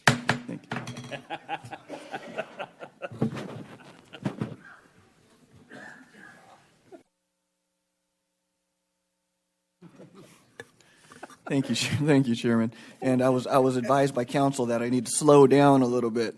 I'm going too fast, but I think it's because I know how much information there is here. I know there's a lot of stuff, and I know people don't want to be here all day. Like I said last time, we took 2 4-hour sessions in two different days, if you remember. So I'll try to balance. I'll try to go slow enough, but I know I got a lot to get through. Just to wrap up where we're at, I heard guidance on flexibility, still a unified plan, kind of grassroots community efforts, and probably same ballot but 26. All right. I guess, like I said, I think that's probably the most important one of the day, but we could move on to the next slide. We've got a lot of different types of infrastructure.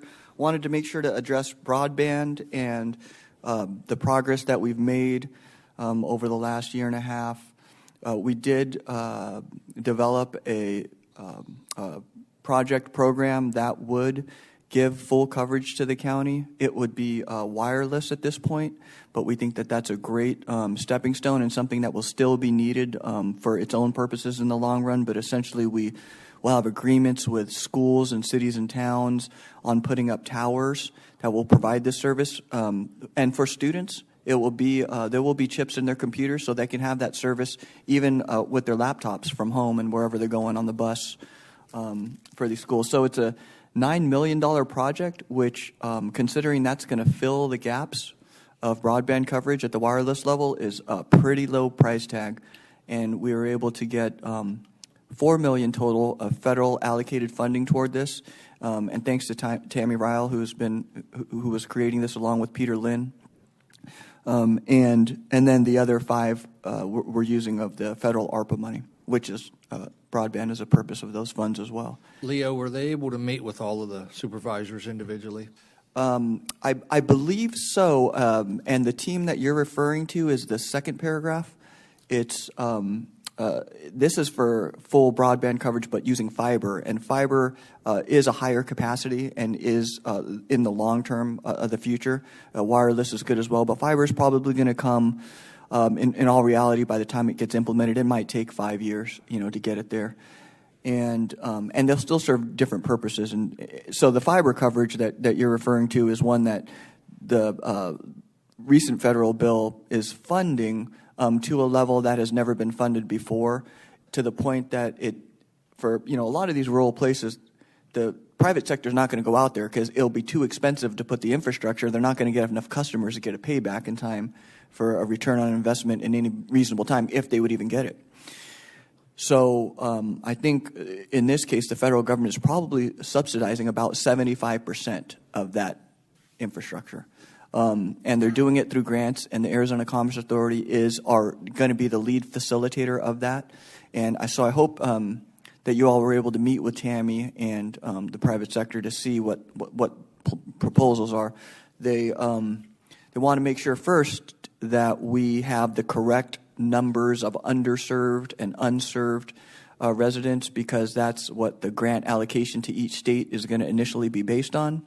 And then folks in the state will compete based on criteria to win a grant for their project. And we think that we have a pretty good private sector partner that has, quite frankly, private equity capital funds that they want to invest in this and partner with the federal government and us and the state, so that fiber will be accessible to all residents, and even those in the rural parts. And for them, a lot of them do qualify for the universal service. So when there's a little bit of a question on, well, great if you're going to get fiber out there, but can they afford whatever that monthly payment's going to be?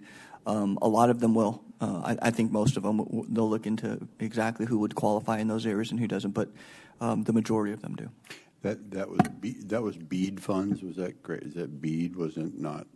I think it was That BEAD. sounds familiar. I think that's what they were referring to. Like 80 to $100 million was what we expect to receive Right. from. Yeah. Okay. Right. Yep. And it's estimates at this point, but the whole project may be 150 million plus or minus, and with the federal part of that, hopefully to be doing about 100 million.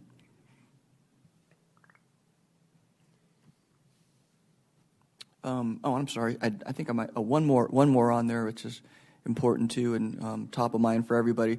The county isn't in the water business per se. We don't have any statutory authority to be in the water business. We don't have a utility, but we do have a lot of influence from organizing and making decisions, and we are potentially. We looked into it, of course, when Johnson Utilities was having all the issues that they were having, and there was some legislation but once EPCOR took it, that bill kind of got dropped. But there's a lot of other reasons why us being able to partner or in some way, shape, or form in the wastewater and recharge business is very beneficial to the county and can help us to win projects that we have competed for that didn't have a solution and that we couldn't be a part of a solution because of the current statutes. Pima County is allowed to. They have that a long time ago was put into place when their cities and towns weren't quite ready to stand up those type of services, and so they still have that. So they're in the wastewater business, and the cities and towns have to consent to that. So we've been exploring whether or not we could expand that population criteria so that we could potentially have some participation in wastewater and recharge here locally, which of course we need.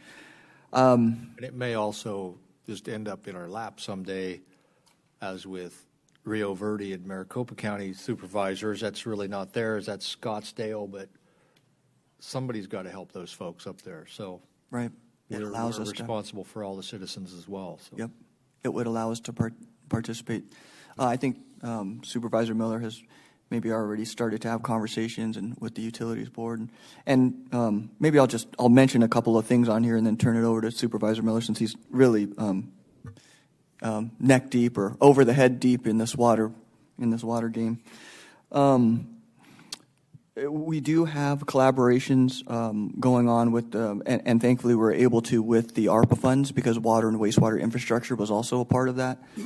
So we're able to do that, partner with Queen Creek on a project where water will be locally recharged, and we'll be able to offset the CAGRD fees on those bills for current residents and future and HOAs. And so that's a pretty big deal. That's one where you're going to get your return on investment significantly. You'll get it in 7 years and then ongoing.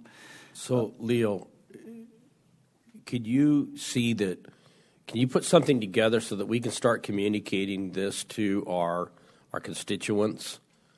That they understand these are some things that are coming down, because we get a lot of questions in regards to the CAGRD. They see that on their bill, but if we can put the message out there that we've been involved in some projects to help reduce that cost, and this is the project we're working on.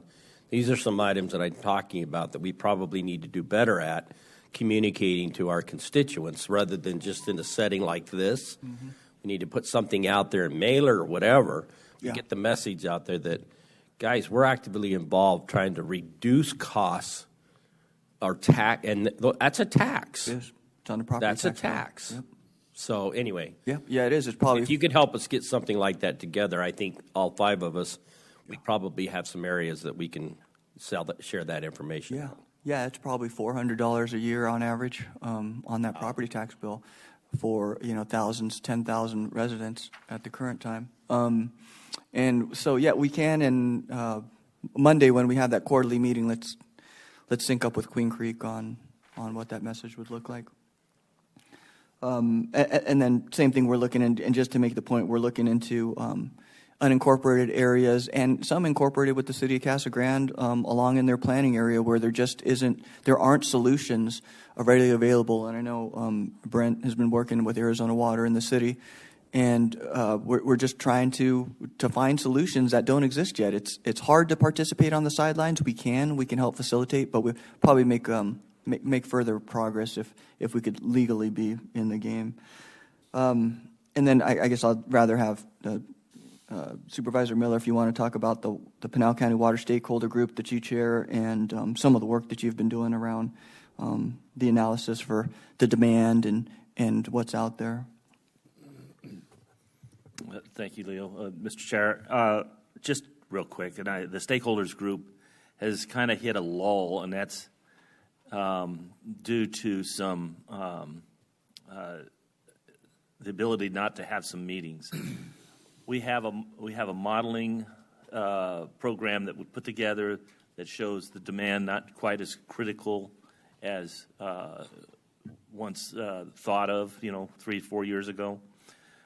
There's a key factor to it, though, and it's tied to the city of Eloy, and it's demand.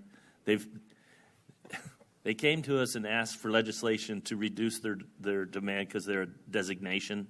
So we did that. Now they want to increase it.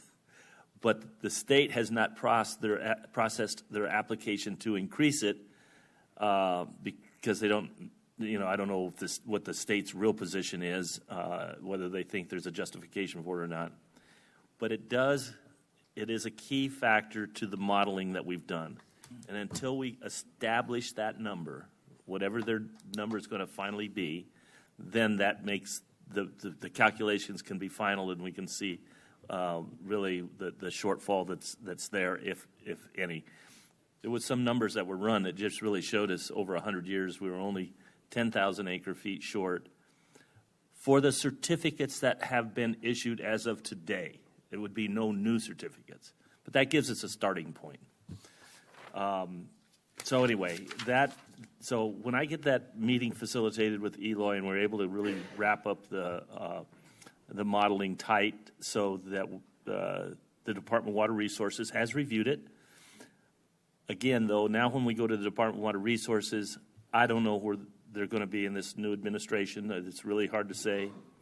But I'll tell you the big picture of what the stakeholders group is really looking at is a multi-prong approach to the solution for the Pinal AMA. And I'm going to tell you that will also apply to the other AMAs. I think at the State of the State address, the governor pointed out that there's problems in the West Valley that are the same as ours. So, and I've always said that whatever legislation we're able to move forward with for solutions to water policy in Arizona, I hope are applied to all AMAs and actually the entire state. But it's going to be, there's going to have to be more recharge. There's going to have to be credit for those recharges. The water quality that goes through a sewer plant has to meet a certain quality before it can be recharged. This is where the county needs to at least be partner in a lot of this, because there's so much of this county that is not incorporated, but yet really if we want to protect our aquifer, we really need to have a more aggressive sewer operations throughout the county and not rely on septic tanks, and where we can take those septic tanks off the system and put them into treatment plants. There's going to have to be a component for augmentation of water. That's probably some type of fund that people will have to pay into for either desal or some type of program like that. And so, like I said, it's just going to be a multi-pronged approach to the future. It's not going to happen overnight, and it'll be interesting to see where the department wants to go with that. They agree with us that it will be a multi-pronged approach at some level, but it's just what percentages of what will really take to move, advance the ball. So that's the high level. I certainly can answer a question or two if somebody has it, but we are still working on it. We have a real technical group of attorneys that have prepared some language for some legislation, but we've been kind of advised that there won't be any water legislation passed this year. So whether we drop it this year or not, I don't know. We're still kind of hemming and hawing about that. And if you have any questions, I'm happy to try and answer them. And this probably goes along with that, because we did get, I think all of us got something from CSA that talked about how the governor's going to expand the water and was basically inviting more government officials to be a part of that. Is that correct? Yeah. So I'm applying. I'm applying for that that committee. She basically dissolved the one that Governor Ducey had.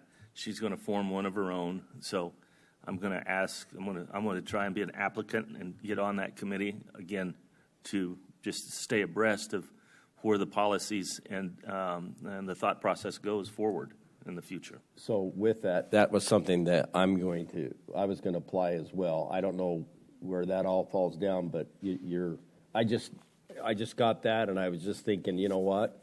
I think the more hands on deck in this kind of a situation is probably better than just one. Yeah, and I don't know. But I don't know how much she's opening it up to. I don't either.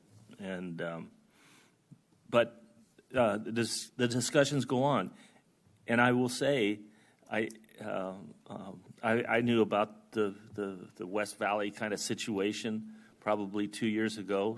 The director from the Department of Water Resources had indicated that there are other areas within the state that are facing the same scenarios that we have here in Pinal County.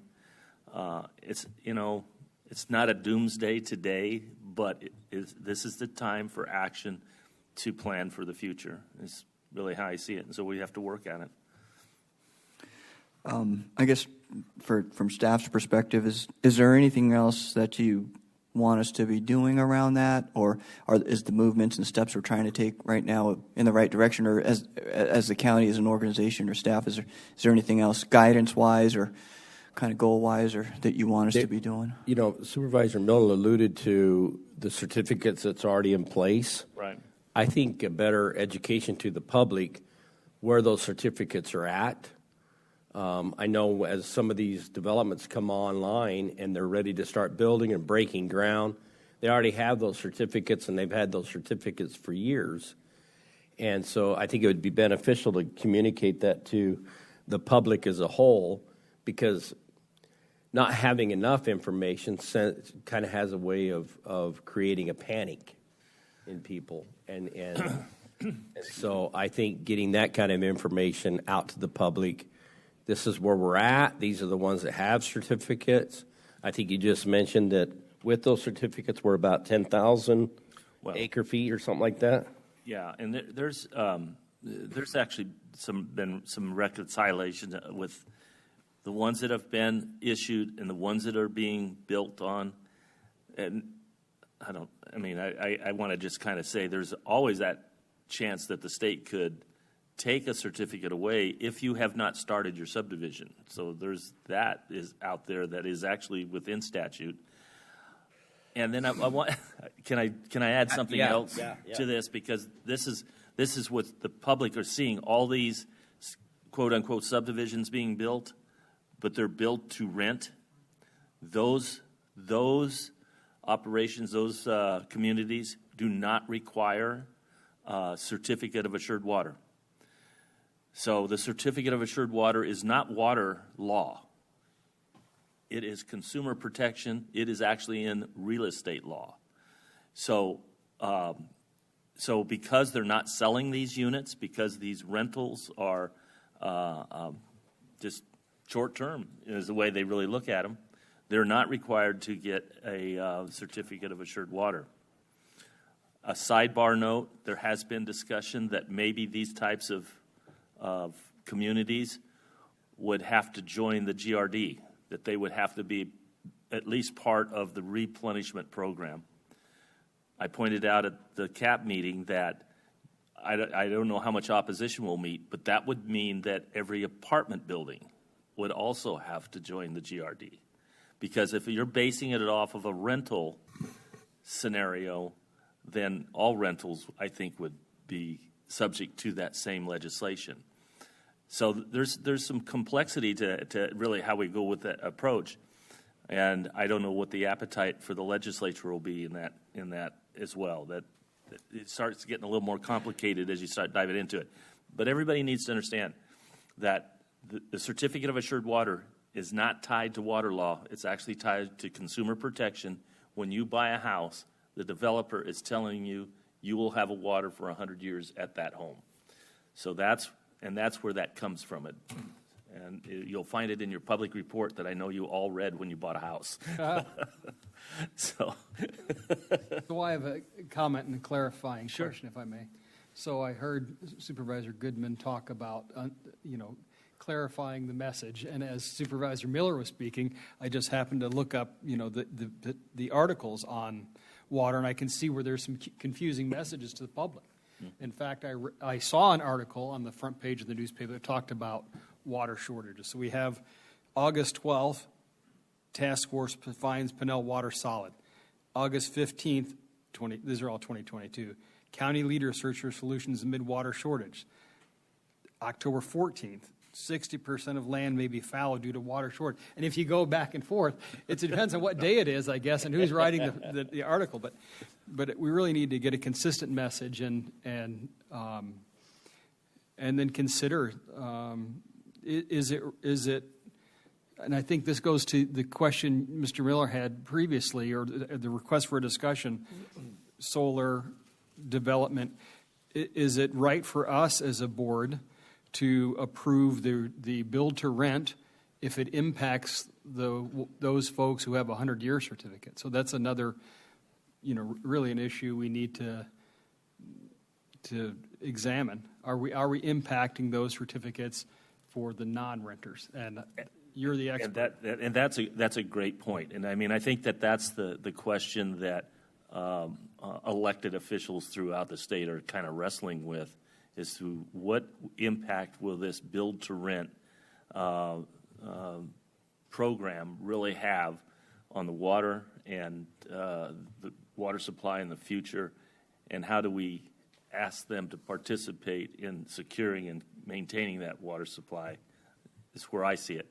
And there's two things here going. There's two different things going on. There's the residential side of thing and the M&I, the municipalities and industry, and then there's the agricultural. And the agricultural community is dealing with some different issues.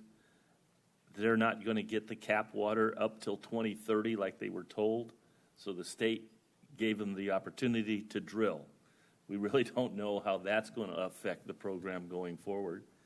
And the farmers have the first right that was established in the 1981 Groundwater Act. Although whether they'll have the water to produce a profitable crop through pumping, we'll wait to see. But so we have a lot of dynamics going in here, and I think you have to almost start breaking it down into more so we can get clarity on each one of these things and then see how it ties to the whole program. I don't know if that helps any. Sounds like it would need a work session. You got the menu there? Yeah, she's lurking. Well, Thank you, Mr. Miller. it's a pretty big topic with It a is. lot of in-depth. It is. It's a big one. We could use some education. And I'll be help you facilitate maybe a couple of water attorneys and a couple of engineers to come in and really kind of give us more detail going forward. But I think this build to rent thing is going to really start showing up in more and more discussions going forward. As it should. And as it should. Okay. Yep, we'll set that up, and I think that'll help us. If it sounds like what we're doing right now, we're sort of on the right track as an organization, and as we get some of those, it'll probably help guide on next steps. It seems like it's really a changing game. It's pretty dynamic as you go. Yeah, and these are baby steps we're taking, but they're good in the right direction. And I have to give kudos to Tammy. She's really monitoring a lot of this stuff and a little more micromanaging that stuff for us and keeping us in the loop, or keeping you and me in the loop on some of this. Yeah, so I guess if I end this with a fun note and back to Supervisor Goodman's comment, we could work with Queen Creek on Monday on that messaging, but we also plan to build out that recharge system to pipe along the Queen Creek wash and put a bike path on it, which will connect into the town. So we'll go from the town bike trail system all the way out along the Queen Creek wash, all the way up to the canal and back. And we have that trail that goes along the canal all the way down here to Florence, all the way up to AJ. I don't know who's going to be doing that much biking, but at least there's an opportunity to go out through there, and it'll be nice, a nice, pretty ride along the wash. ATV trail. We're not in that business yet. All right, we can move on, and we'll just give you some highlights. At our airports, we've negotiated some significant leases, and I know you're a part of that. Some of you, if you remember, meetings with those companies. We've got a few more also in the works that are being negotiated, and I know Chris is a big part of that. We were able to secure $8 million in federal grants for runway drainage electrical improvements, and then we're going to take, $10 million plus or minus allocation from ARPA to do significant water and wastewater improvements at our airports. And then another highlight was that we were able to get the FAA to designate about almost 500 acres on the east side toward the 10 for non-aeronautical use, which could be helpful for companies looking to do any kind of operations over there. The only downside we have is that there's still a quit claim deed on there that the Department of Defense could take in an emergency situation. And so that really does prevent really large capital investment because nobody wants to have that risk, as slight as that may be. So we'll work on that, but I don't know how much progress we'll make. I think State Land's been trying to work on something similar in the West Valley and wasn't getting anywhere. So we'll do our best, but I don't know if we'll ever be able to change that. And then I'll just go through some of the facility highlights that, I mean, you all have known there. You've been to the ribbon cuttings. You know, we've completed those satellite offices throughout the county, renovations or new builds, and some of them, you know, just supervisor mainly, but a lot of them also have multiple services at those campuses. County Attorney's building we finished, and Development Services building was finished, where we're currently working on the Public Defense Services and Medical Examiners buildings, and I think they'll both be finished this year. And then in the hopper, we have the elections facility and then the Recorder Treasurer Assessor building I mentioned earlier, and we're now doing those at the Construction Manager at Risk program, and so now we've implemented that. We went through the first one, finalizing. We'll use that on the next one, and we'll probably use those on most, if not all, of the major projects that we do in the county. It just helps for coordination, cost management, design and participation of the customer kind of from day one to finish, and so we just think it's going to be a better coordinated process and get a better product. There's various other renovations we've really been doing all throughout the county with all the departments. And then we'll talk a little bit about recreation, and I think it is important to highlight that when it comes to parks and libraries, we are expanding into realms that we hadn't in the past. So we always support the library system and we support the local volunteer libraries, but we're expanding the library in Arizona City, staffing it. We set up the library and operations over in Santan and are staffing it.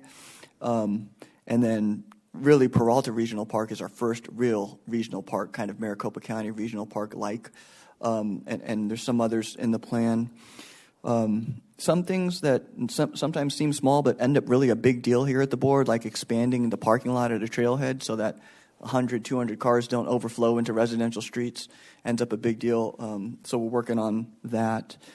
And really we're working on, like as Supervisor Goodman mentioned, what type of park, what size and location, as you've seen in the work study in the Santan area, because Santan's a large, densely populated area, none like it unincorporated in the state. Probably not too many in the country. And so we really are getting into different things that we probably haven't traditionally been in the county, but we also didn't traditionally have Santan Valley in the county. So so we have made a lot of progress there. We did fairground study, and we'll continue to implement on those studies as we have the funding identified and exactly where we want to be. Next slide, please. Well, I guess before we moved on to that, anything else on the infrastructure side or any other guidance or anything you think we missed that we didn't include in there that you want to see? Okay. Yeah, the San Manuel report is included in that. Yeah, the Pinal Parker and the San Manuel report.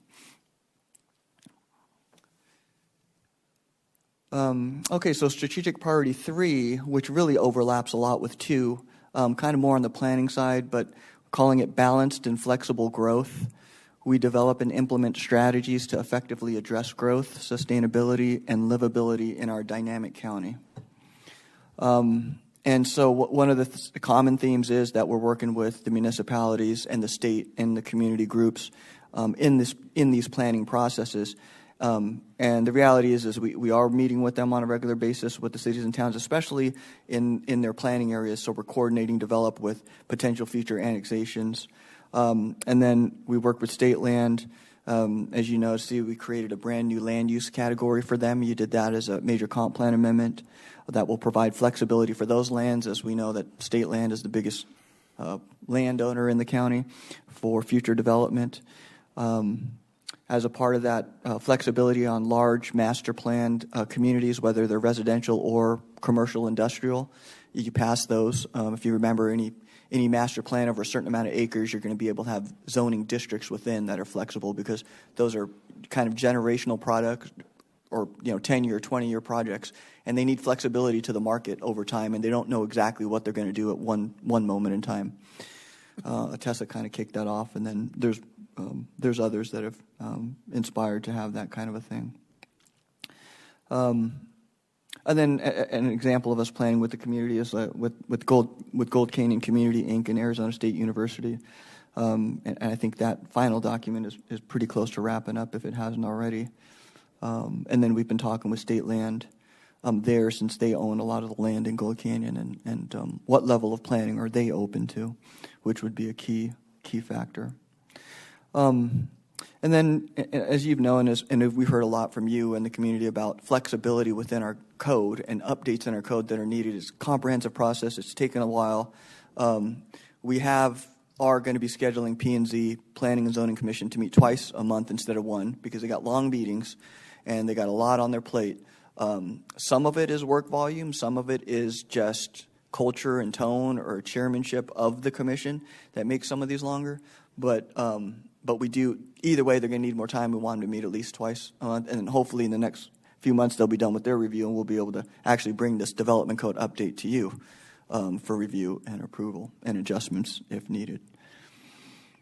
Any questions on any of that we've been working on, or comments on that? Okay. Next slide, please. And then, as we were asked to look into how can we improve there in the development process and in providing that service to the community and the customers, we did have an expert consultant, if you remember, come in and do a review, Mo Glancy, that had several recommendations that some of them we were implementing already, others that we're continuing to implement, and we'll continue to look at the organizational structure and the process workflow to see where kind of synergies and team facilitation can occur.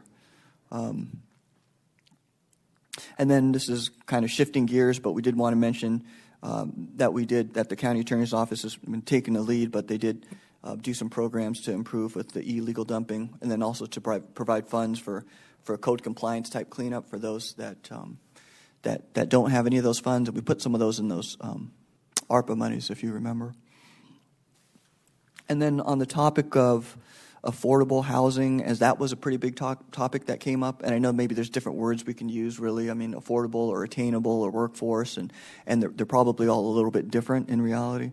But if you remember, we did support a couple of the cities that had affordable projects within their city limits, and we were supporting kind of the HUD tax federal exemption for that. That would help move those projects along. But I do think, and I'll probably open up the conversation on that at this point, but we're going to need to have a work session similar to what you're talking about with water, like who has certificates and where are they doing these kind of things, so that there's a big picture understanding. I think we need to do that for multifamily housing, workforce housing, attainable housing. How much of it do we currently have, and if we do, where is it, and how much is currently entitled for that? Or where do we see, because where do we want it and where do we don't? Because obviously we're getting into that a lot these days. And I think, there's varying degrees, but I guess to go to your banana quote, nobody really wants anything built near them anywhere. But where do we as a county, how do we want it? And it changes over time. We were the affordable housing community in the past, but we were the affordable single-family, big backyard, raise a young family home in the past, right? And that's why all those subdivisions came up, and they all got. But now it's changed. Those aren't as affordable or really affordable anymore. So, what are we developing into, and what do we want to see now? We're progressing to that true, more multifamily type nature, and even steps in that direction. Sometimes when it's even just like attached garages, people aren't liking. So, what truly do we want, and where, and how much? I think we really need to have an overlay with a map to have that conversation. But if I may, Mr. Chairman, and that build to rent program is a single family house with a small backyard, a small front yard, the amenity. I think certainly the front yards and everything are all taken care of through your rent. The rent's kind of expensive, but it gives you that feeling of a single house, but yet it's rental, and to qualify for that is not as difficult as it is for buying a house. I mean, so, and in this environment, in this community, these are going to be pretty popular, I believe. Yeah, and that's helping to meet the workforce housing needs around Right. that area. Yeah. Mr. And it's- Chairman, if I may interject a question, Leo. So I know up in, I think it's Chandler or Gilbert, they have housing units that are set aside not for Section 8 or so on. It's folks who work, they're, making 40 or 50 grand a year, but they're in, I don't know if they've dictated to a developer, hey, if you have 600 units, one or two needs to be, the lower rental price or something. That may be something to consider getting with them and seeing what that program is. I recall a fellow I know I've heard of those moved types of into a really programs. nice apartment or condominium. He doesn't own it, and he rents it Right. for a lot less. And there is an income cap, which allows him to move up the chain in his workplace and then launch out and get a house. So that's something I think we, could consider. Yep, we'll look into that. The UDA used to have that type of a program. I mean, that was actually what brought me to Pinal County, because it was a housing program where it had a cap on the interest rate, but what they really were subsidizing was the interest rate and not the, and similar for rents. I mean, they have a program where they can help, offset those higher numbers. So if we, I don't know, if I'm spitballing this, as the board said, okay, 1 or 2% of projects over 250 apartments need to be set aside for that program. Is that possible? Is it practical? Is it sane? I see Chris taking notes. Do we tie that into the development agreement? I don't know. I mean, I'm just asking. Because that would solve the problem of not, I don't want these poor people in my neighborhood. Well, they're just people who haven't Sure. moved up the ladder. And there's nothing wrong with that, what you just said either, because I was young once. Yeah, a long, long time ago. But the reality is I lived in an apartment, my wife and I, when we first got married, and it was in an area, but there was other influential people around us. I don't know how to put it, but there was some nice homes around us and everything else, and it gave us a sense of some value, you know what I mean, personal value to us. And so to your point, I think that those things need to be done within our communities. They need to be designating some areas. I didn't realize there was a program out there that would allow stuff like that. Maybe that's where, with our community development, we start having some of these discussions to bring these in. Years ago, Hamachu was talking about some of the waves of the future.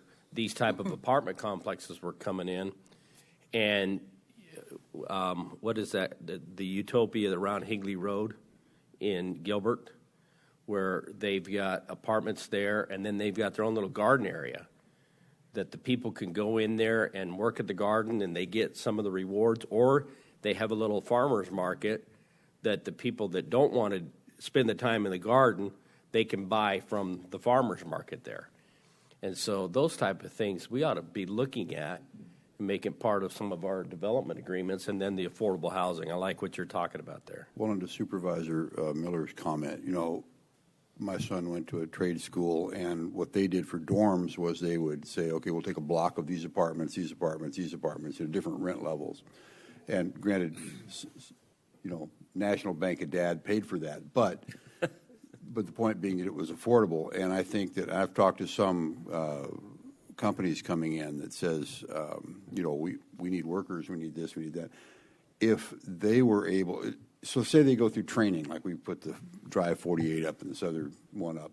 Okay, you get the training. Well, that's great, but now can you afford to work there? Because maybe you've traveled in. You can't afford to travel from your home across the county to this area.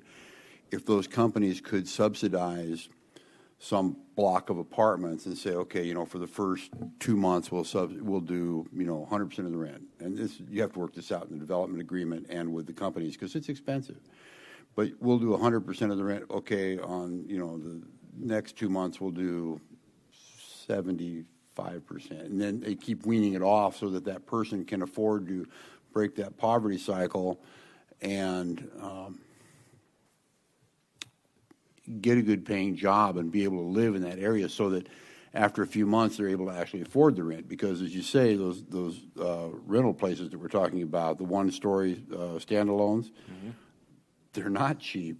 They're not. And to rent one of those, I think my understanding from one of my sons, they want to see 3 months of income to rent that. Well, if you don't have that job, how do you get there?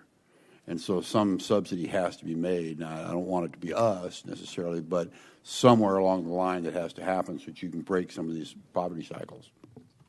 Just saying. No, that's right. And these build-to-rent things have caught the attention of the hedge funds. The hedge funds, after they're completely built and they start renting them out, they'll come in and buy them.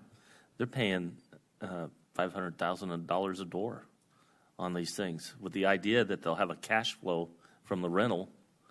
And so, I mean, they're going to be popular in different arenas for different reasons. It's going to be interesting to see in the next probably 5 to 10 years, really, what they amount to the economy. Okay, yeah, as we start to map and do this, we'll research programs too, so we can throw all that out there at the same time. One final comment on that, and we may have sort of touched on it, but if our HUD, and I was looking for Rolanda, but if our HUD can get a program where just the interest rate is subsidized on, that might be an idea too to look into. So in an ordinary housing addition that we've approved, a couple percent would be earmarked for this, perhaps a HUD program where the interest rate was discounted very low. That makes it affordable. And then that supplies a place for someone hiring Nikola, Lucid, so on, to place an employee or to see that employee can have housing. So. This will become more and more popular if it is with interest rates rising for mortgages. Then this program really does make sense. Sorry, Leo, go ahead. Okay, thank you. Good comments. We'll bring that. That'll help us develop our work session to be more productive. We'll put that element in there too, both kind of planning and programming. And then, as we move down to the next topic, I think something similar, probably except minus the programming, but on solar panels.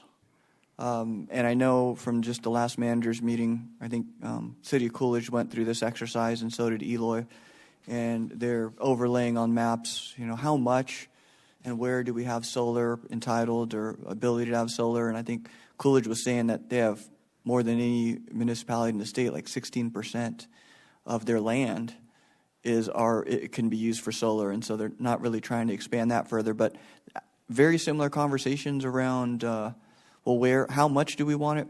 Where do we want it? Where do we not want it? Especially so that as these people are doing these bids on these projects or to be suppliers or whatever, and they're trying to put all this together, they have an idea and not get through to the 11th hour or 11th step in a 12-step process and then realize that it's not going to go. So we don't have all the information here in front of us now, but that's what, if you want, give us that direction. We will do a work session with an overlay map so you could see where is green energy, where is solar even able to happen currently, maybe where the interest is, and then where, because I think we have one coming up maybe on the 25th that's going to come to you, and I think we need a more comprehensive sense about solar as energy sources are needed. But where do you want it and where do you not want it, and how much of it, and how much is enough, or whatever that may be. Mr. Chair, I think this ties back to our comp plan, where we say, okay, here's the power line systems, here's the gen tie to the system, and where could you have solar? Where is going to be residential? Where do you want this out of the way, and where does it line up? So that's another piece of that map. Just like right. Here's commercial, here's a road, here's power. Right, yep. I think Elon Musk said we need 100 square miles of solar to power the whole U.S., if I recall correctly. Does that sound right? And if we have state land or county land, something we might want to consider is looking at state land and saying, hey, we're installing solar fields all over the county. And what if we set aside or ask the state to set aside a large swath so that investors could buy sections of that and have one location for solar that is not as objectionable to these solar fields that are near residential. And I think that's something to consider, as having one more central and just kind of get it over with. That's a big. Well, Yeah. I'm thinking of the last one that we listened to, and it was turned down. And there was no objection from anybody that I'm aware of in regards to that solar plant or that solar facility. And it was a farm that was fallow. And you've got a lot of farmers out there, especially in the Pinal AMA, that are looking at cutbacks on their water. And this is a way that they can generate some revenue. But then in addition to that, you talk about the economic development side of it and what kind of tax revenues are coming off of those solar plants, those solar facilities. And not only to us, but to the other, like the school districts and things of that nature, that they're getting a tax from that. There's going to be some more of these type of projects come our way. Then in addition to that, we've been hearing from APS and SRP that there could be some blackouts come this summer because of the cutbacks that are, for instance, our coal plants are being shut down throughout the state. We've got what happened in Randolph, two gas plant, the additions of some gas that was supposed to go in there, or that was proposed to go in there. So we're looking at some additional cutbacks on our power, the ability to generate power, and there's a real possibility that we're going to be in a position. So there's a lot more to look at when it's coming to these solar plants. A farmer that could take it for 20, 25 years and get revenue off of that, and he's looking at having to put his property into fallow anyway, and they can lease that out. And then that can actually be turned back into whatever homes, because some of that is zone residential at some point when it goes into the market. I think that was part of the discussion we had, was that could have been homes, but can't build homes there because the water's not there. And so I guess that's some things. That's why I thought one of the reasons why I wanted to have why Miller and I was thinking that we'd have some of these discussions was that so we kind of get a feel for where everybody's at so that our staff has some ideas. And I think that's the reason why this is part of the discussion right now. Where are we as a whole? Now, there needs to be some strategic locations where those are at. I don't think just making it to where it's the state that does that we specifically put that on the state, because there are some farmers out there that are having to look at what are they going to do? How are they going to make some adjustments on what they've got? And so there needs to be some flexibility to a degree that it's not just state land, but even the private landowner himself has the ability to do that in this area. These solar plants, 20, 25 years is the max is what they get out of them. And then it goes, they either replace it or they do something else. Real quick, I want to kind of jump off something Supervisor Kavanaugh had mentioned about the state lands. Leo, do we know what the policy is from state land about they like to lease land because they don't have to sell it. It generates a revenue, and they've done it for ag for years, and they've even done it for grazing. Do they have a policy about solar leases on state land? Because I'm kind of curious and that was a great question, Supervisor Kavanaugh. Yeah, and they've been watching us as well, and the topic came up in our last meeting with state land, and we invited them, let them know we wanted to do this work session, and if they wanted to come over and do it with us, especially since a lot of those 25-year leases, they are trying to get through state land, and but I don't know if they have a policy per se. And I think when we brought it up, they were saying, obviously with Lisa now being transitioned and who the new commissioner is going to be, it was kind of an open, but they were kind of looking for our policy and our feedback as well. So I don't know if they have one per se. I think we kind of wanted to jointly, and maybe it's, maybe for them with Pinal County, it's dependent on us. Sure. As well. So we did invite them to be a part of that, and so we can have them here at the work session so we could work through a lot of that together. But I don't know if they have a formal policy at this point. There's a stretch of highway from Boulder City to Las Vegas. There has to be over 1,000 acres of just solar panels out there. I mean, it looks like a lake. It's so big and so massive. So, and I got to believe that that's probably state land. I doubt it's private land out there. But anyway, Okay. Another place to look. Yeah, we'll make sure Yeah. we'll have that conversation with them, and hopefully bring them here and have them be a part of that work session. If anything, they can participate or answer questions if needed, but also know what this board is thinking as they move forward too. Okay, anything else on that side? Like I said, there was a lot in infrastructure already, so they kind of go hand in hand, but anything else from the maybe development side, planning development side? All right, so that's 3 of them down, 2 more to go, and I think these ones are probably faster as they don't have the heavy tax and transportation funding policy elements to them. Organizational excellence and effectiveness. We create a workplace culture cultivating motivated and successful employees who are proud to serve the citizens of Pinal County. We promote and develop secure technology solutions that enhance connectivity, create operational efficiencies, and provide easier access to county services and information. So we kind of lumped up culture and engagement and motivation in the same category. So just to give some background on culture, because some were here at the time and some weren't, some maybe remember, but we did embark on a facilitated culture development process with the employees. We started back in 2017, and we started when that was, the new board that sat and the new electeds as well. And everybody throughout the county participated. It was really neat. Even the sheriff's office, county attorney's office, other elected offices were there and participated. We did a survey on culture in the beginning of that to see where we were at when we started, and then we have done some surveys throughout. 2020 was the most recent one we did.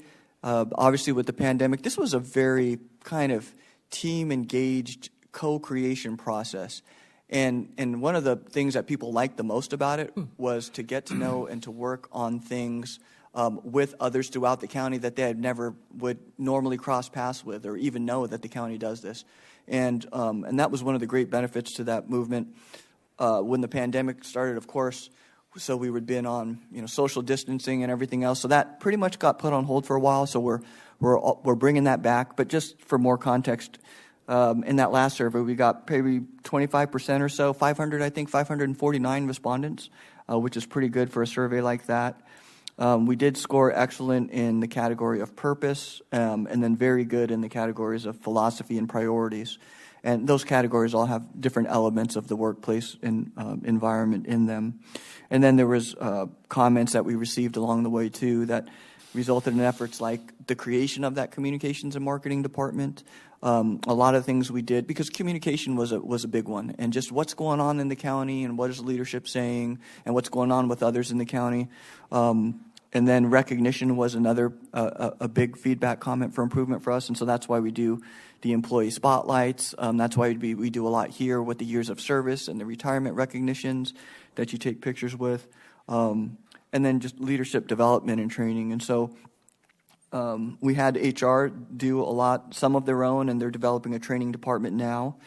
Supervisor trainings that we get good feedback on, and then we've had some leadership. Even Patrick Ibarra did further leadership and facilitating a customer service environment with leaders and large departments, and then we send them to like ASU's Certified Public Manager program. There's the NACO program that people like and others, and so we do have a lot of that. We're continuing to build on it. One of the things that we're looking at now is the Toastmasters that folks here like to do just for public speaking, but also they have other kind of comprehensive leadership programs. And the nice thing is they're local, and it gives the employees that opportunity again to connect with others throughout the county that they wouldn't normally through their course of work. And then one of the things that we have challenges with is just the human nature of teamwork environment and how folks get along and how do they work with each other productively? What things do they do behavior-wise that either negatively degenerate trust or build trust, and all those elements that really matter. And so we did have an expert team facilitator who worked with one of our departments when they're newly forming, especially, and they're starting to get bumpy. So we do want to take the approach of using that for departments that are new or have a change in director or they're going to be merging, so that some of those team dynamics, they could set a good foundation and a good behavioral pattern as they move forward. So we've had pretty good success with one department in particular so far. So we're going to expand that. And then we're going to do that survey again so we can see where people are at now and gauge what other further movements we need to make as we go forward. Well, that should be happening here next month. Next slide. And then so communication engagement is a part of that. We did update the website. I know some bugs are still being worked out, but the intention is to improve ease of use and services from the community. We do have online interactions that we have been updating in our systems, digital plan submissions. As you know, we worked through that pending parcel number situation with the assessor's office. And then, as you saw, the awards that the treasurer's office had received on their technology and payment interfaces. We've done a lot of progress in social media. I think I have a stat in the next slide. And then the videographer for the storytelling, which we've all enjoyed and loved a lot of Kevin's good work. And then things like being able to geo-district your news distribution so that you can target relevant news to relevant audiences geographically. And you've been all a part of this, so it's just kind of reminders and updates, but as a part of the employee investments, you have given us a lot more flexibility when it comes to salaries. And of course, we were developing over many years with an old salary structure that was very strict with 14 steps and higher up to a step 3 kind of situation. So now there's a lot more flexibility and a lot more management, I think, needs that are able to be met for departments as they go through to both be able to recruit and retain and then keep the internal equity within the department's whole, and also to be able to compare to our true labor competition instead of just an average of what we kind of view as similar around. But so that's helped us a lot. It's step by step because we've got a lot of employees and a lot of job classifications and a lot of departments. But wherever we are able to do that as we go, the effects have been very positive from those departments as far as morale and retaining and recruitment. Yep. I see communication, engagement, investments, and so on, management, excellence. But what are you, as the county manager, planning on doing to inspire excellence or inspire these things through leadership? What's your leadership picture look like? Well, I think I talked about it in the last slide, but I think there's elements both of the feedback that we get from the employees of what they're experiencing, and so what kind of things do we need to make movement in, like we have with communication and engagement and leadership training. But also, and we did this from the beginning, we knew it started at the top, and so we had a debate whether or not should we do it from kind of bottom ground up or do it from the top, and we knew that if we didn't start at the top, that the employees would look at us like hypocrites. And they'd say, oh, okay, so we're doing all this leadership training and we're doing all of these things. What are you guys doing up here? And why are we doing all this when you're acting like this?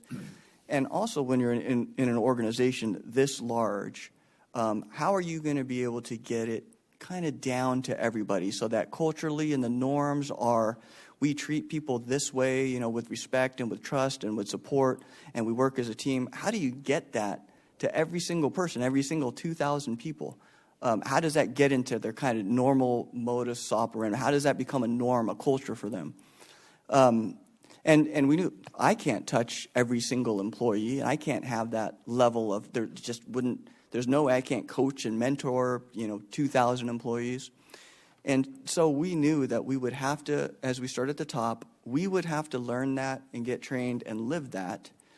And that would have to then go from them to their subordinates under them, to their subordinates under them, to their subordinates under them. So we knew it was going to start at the top, go to middle management, go to the field supervisors, and to the staff, and that each leader in their respective area was going to have to model that and was going to have to coach that and get their teams to do it. That was the only way that it could permeate the whole organization. And it's kind of aspirational in a sense of we know we'll never be perfect, but that would be the way. Because the reality is I'm not on the ground. I'm not on the ground with the team anymore, unfortunately, but I'm in different teams than I used to be. So I'm not like managing a small team on the ground where I'm going to just, it's going to be my team. It's going to be the ones that I work with. You guys, the deputy managers, the directors, the stakeholders, partners in other cities and towns, those are the people that I'm directly affecting right now. And if my managers, through coaching and through following our example of the culture that we're setting and the values that we aspire to, are then living those out, and they're living them with their directors, and they're living them with their managers and their supervisors, that's how it's really going to get to all the employees. So we will, even organizationally at the leadership top area, we look at where are the needs and how we can make adjustments in some of those positions as well. So Can I interrupt? That was a big explanation, but I think there was, and forgive me if I can't remember the general. Maybe it was Patton would go out and see his troops every once in a while. The buck private working the line. Do you get a chance to do that every once in a while? Have one-on-one? We talk about excellence and leadership. Do you ever meet with those people from time to time on a one-on-one basis? Is that possible? Not as much further down the line, as I'd like in a sense. But it is possible, and we've talked about it. I mean, we've had things like lunch with the county manager. I think we started that. We did it in the past a few times. I think there's opportunities to do that. Time-wise, probably not as much as I would like to, but I think it's something that could be done. 20 minutes ago, Supervisor Miller, City of Henderson annexed that land, and they own most of it. So that's actually in the city limits. Is that right? 3,000 acres of solar. So, Do they? Oh. so Do they get revenue off of that? yeah, they are, yeah. But that's Nevada. So, Yeah. Well, thank you. That's Big Lake. It's so massive. It's just unbelievable. But back to that point and back to solar, just since it got brought up, the aesthetics is a concern and an issue that has been expressed from the cities and towns, and obviously some of our public too.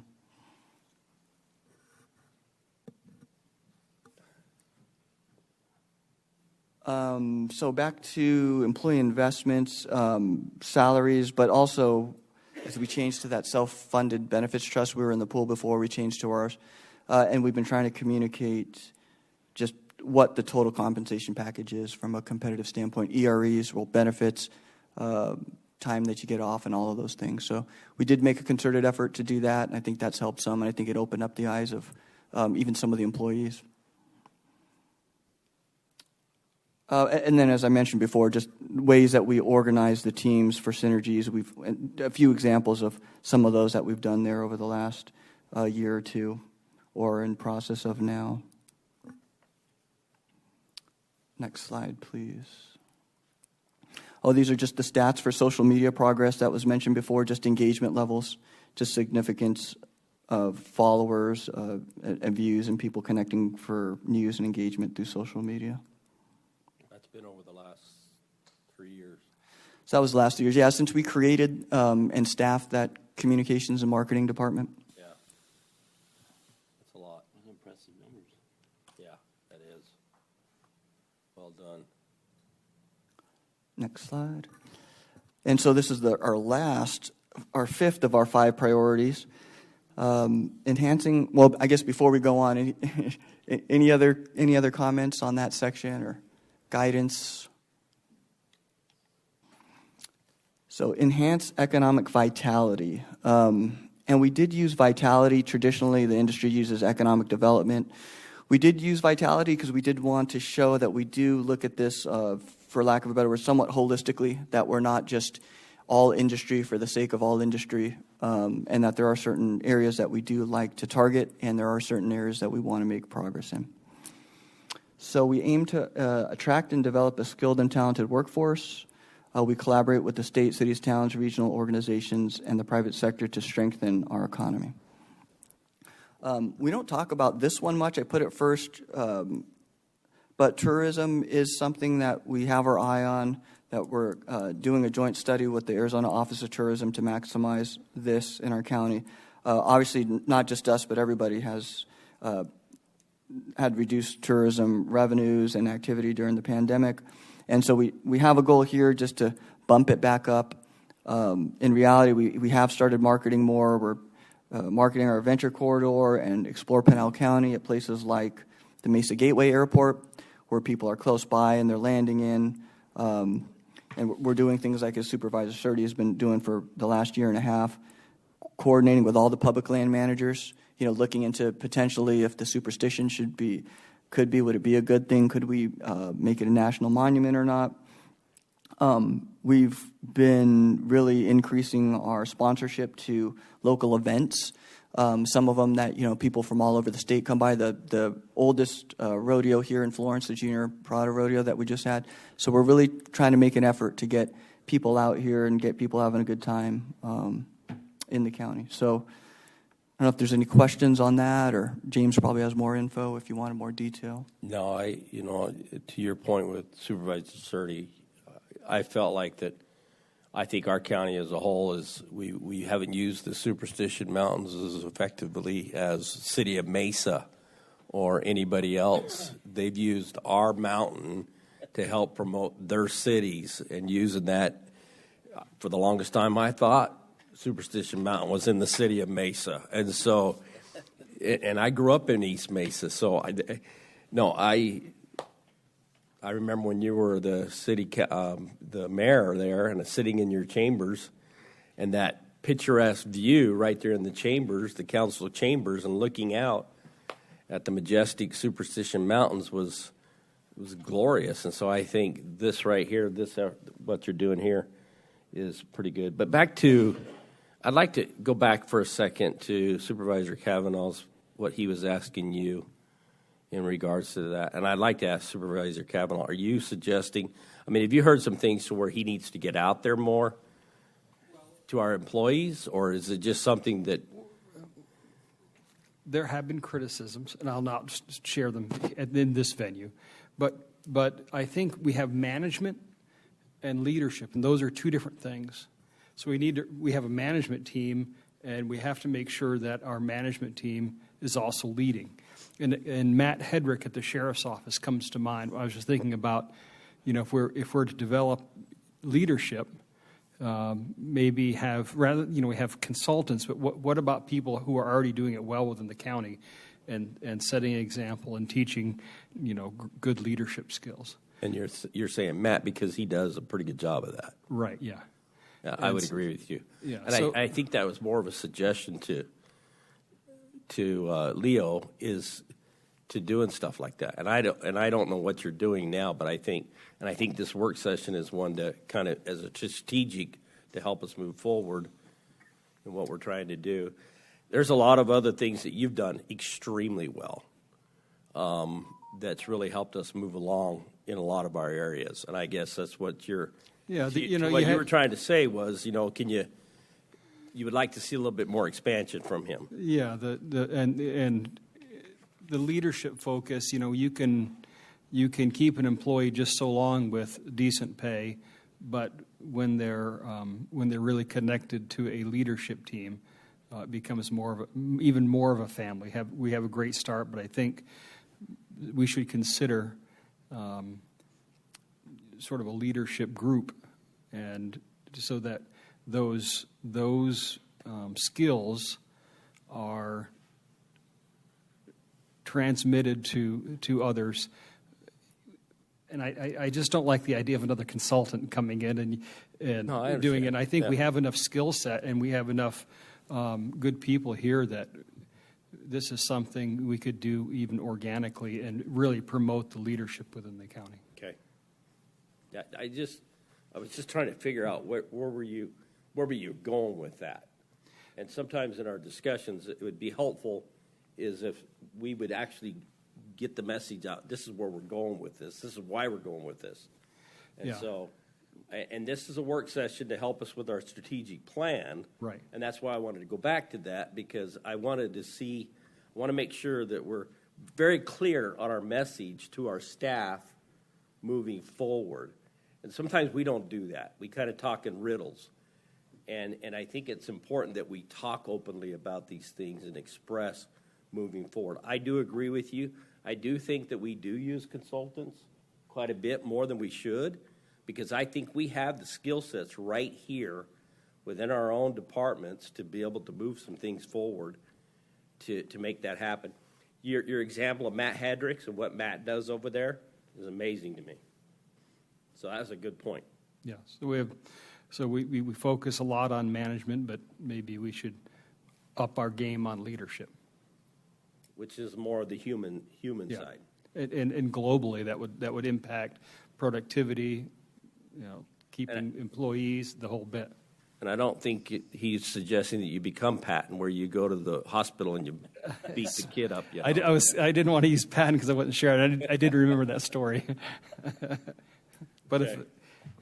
if someone Okay. needs Yeah. hit, I don't know. Sometimes we Yeah, may thank you need for that that. beaten up. I don't know. Thank you for Okay. the clarification. Yes, and that was, we do have consultants that help to facilitate, but to your point, that is developing it and doing it from within, like I said, and really us modeling and coaching is the only way that we're going to be able to permeate it really throughout the entire county. Cool. So tourism, I think that, is there any comments on that, or? No, I think we're doing good on that one. Okay, next slide. So enhancing economic vitality continued. This is probably one of the areas that we try to focus on the most. And we call them, if we want to call them, base industry jobs, but especially because those are the jobs that are going to have the multiplier effect of 3 to 5 additional jobs based on the activities that they do. So we like to start there. We had, and you've seen it. I think it's on a slide after this, but it shows kind of what the commuting out labor migration jobs are. 78% of the county is working in the neighboring counties. And so we want to increase those base jobs, not only for the sake of those jobs themselves, but also for the ones that they induce to really put a dent into that labor migration number and turn that around. In this one, we just kind of put approximately 2% a year. And like as we talked about earlier, you land these companies, but it takes a while for them to actually build out and to get those jobs in place. So right now we're experiencing some of the benefits of the years past, and some of the work we're doing now, we won't see the benefits for years on into the future.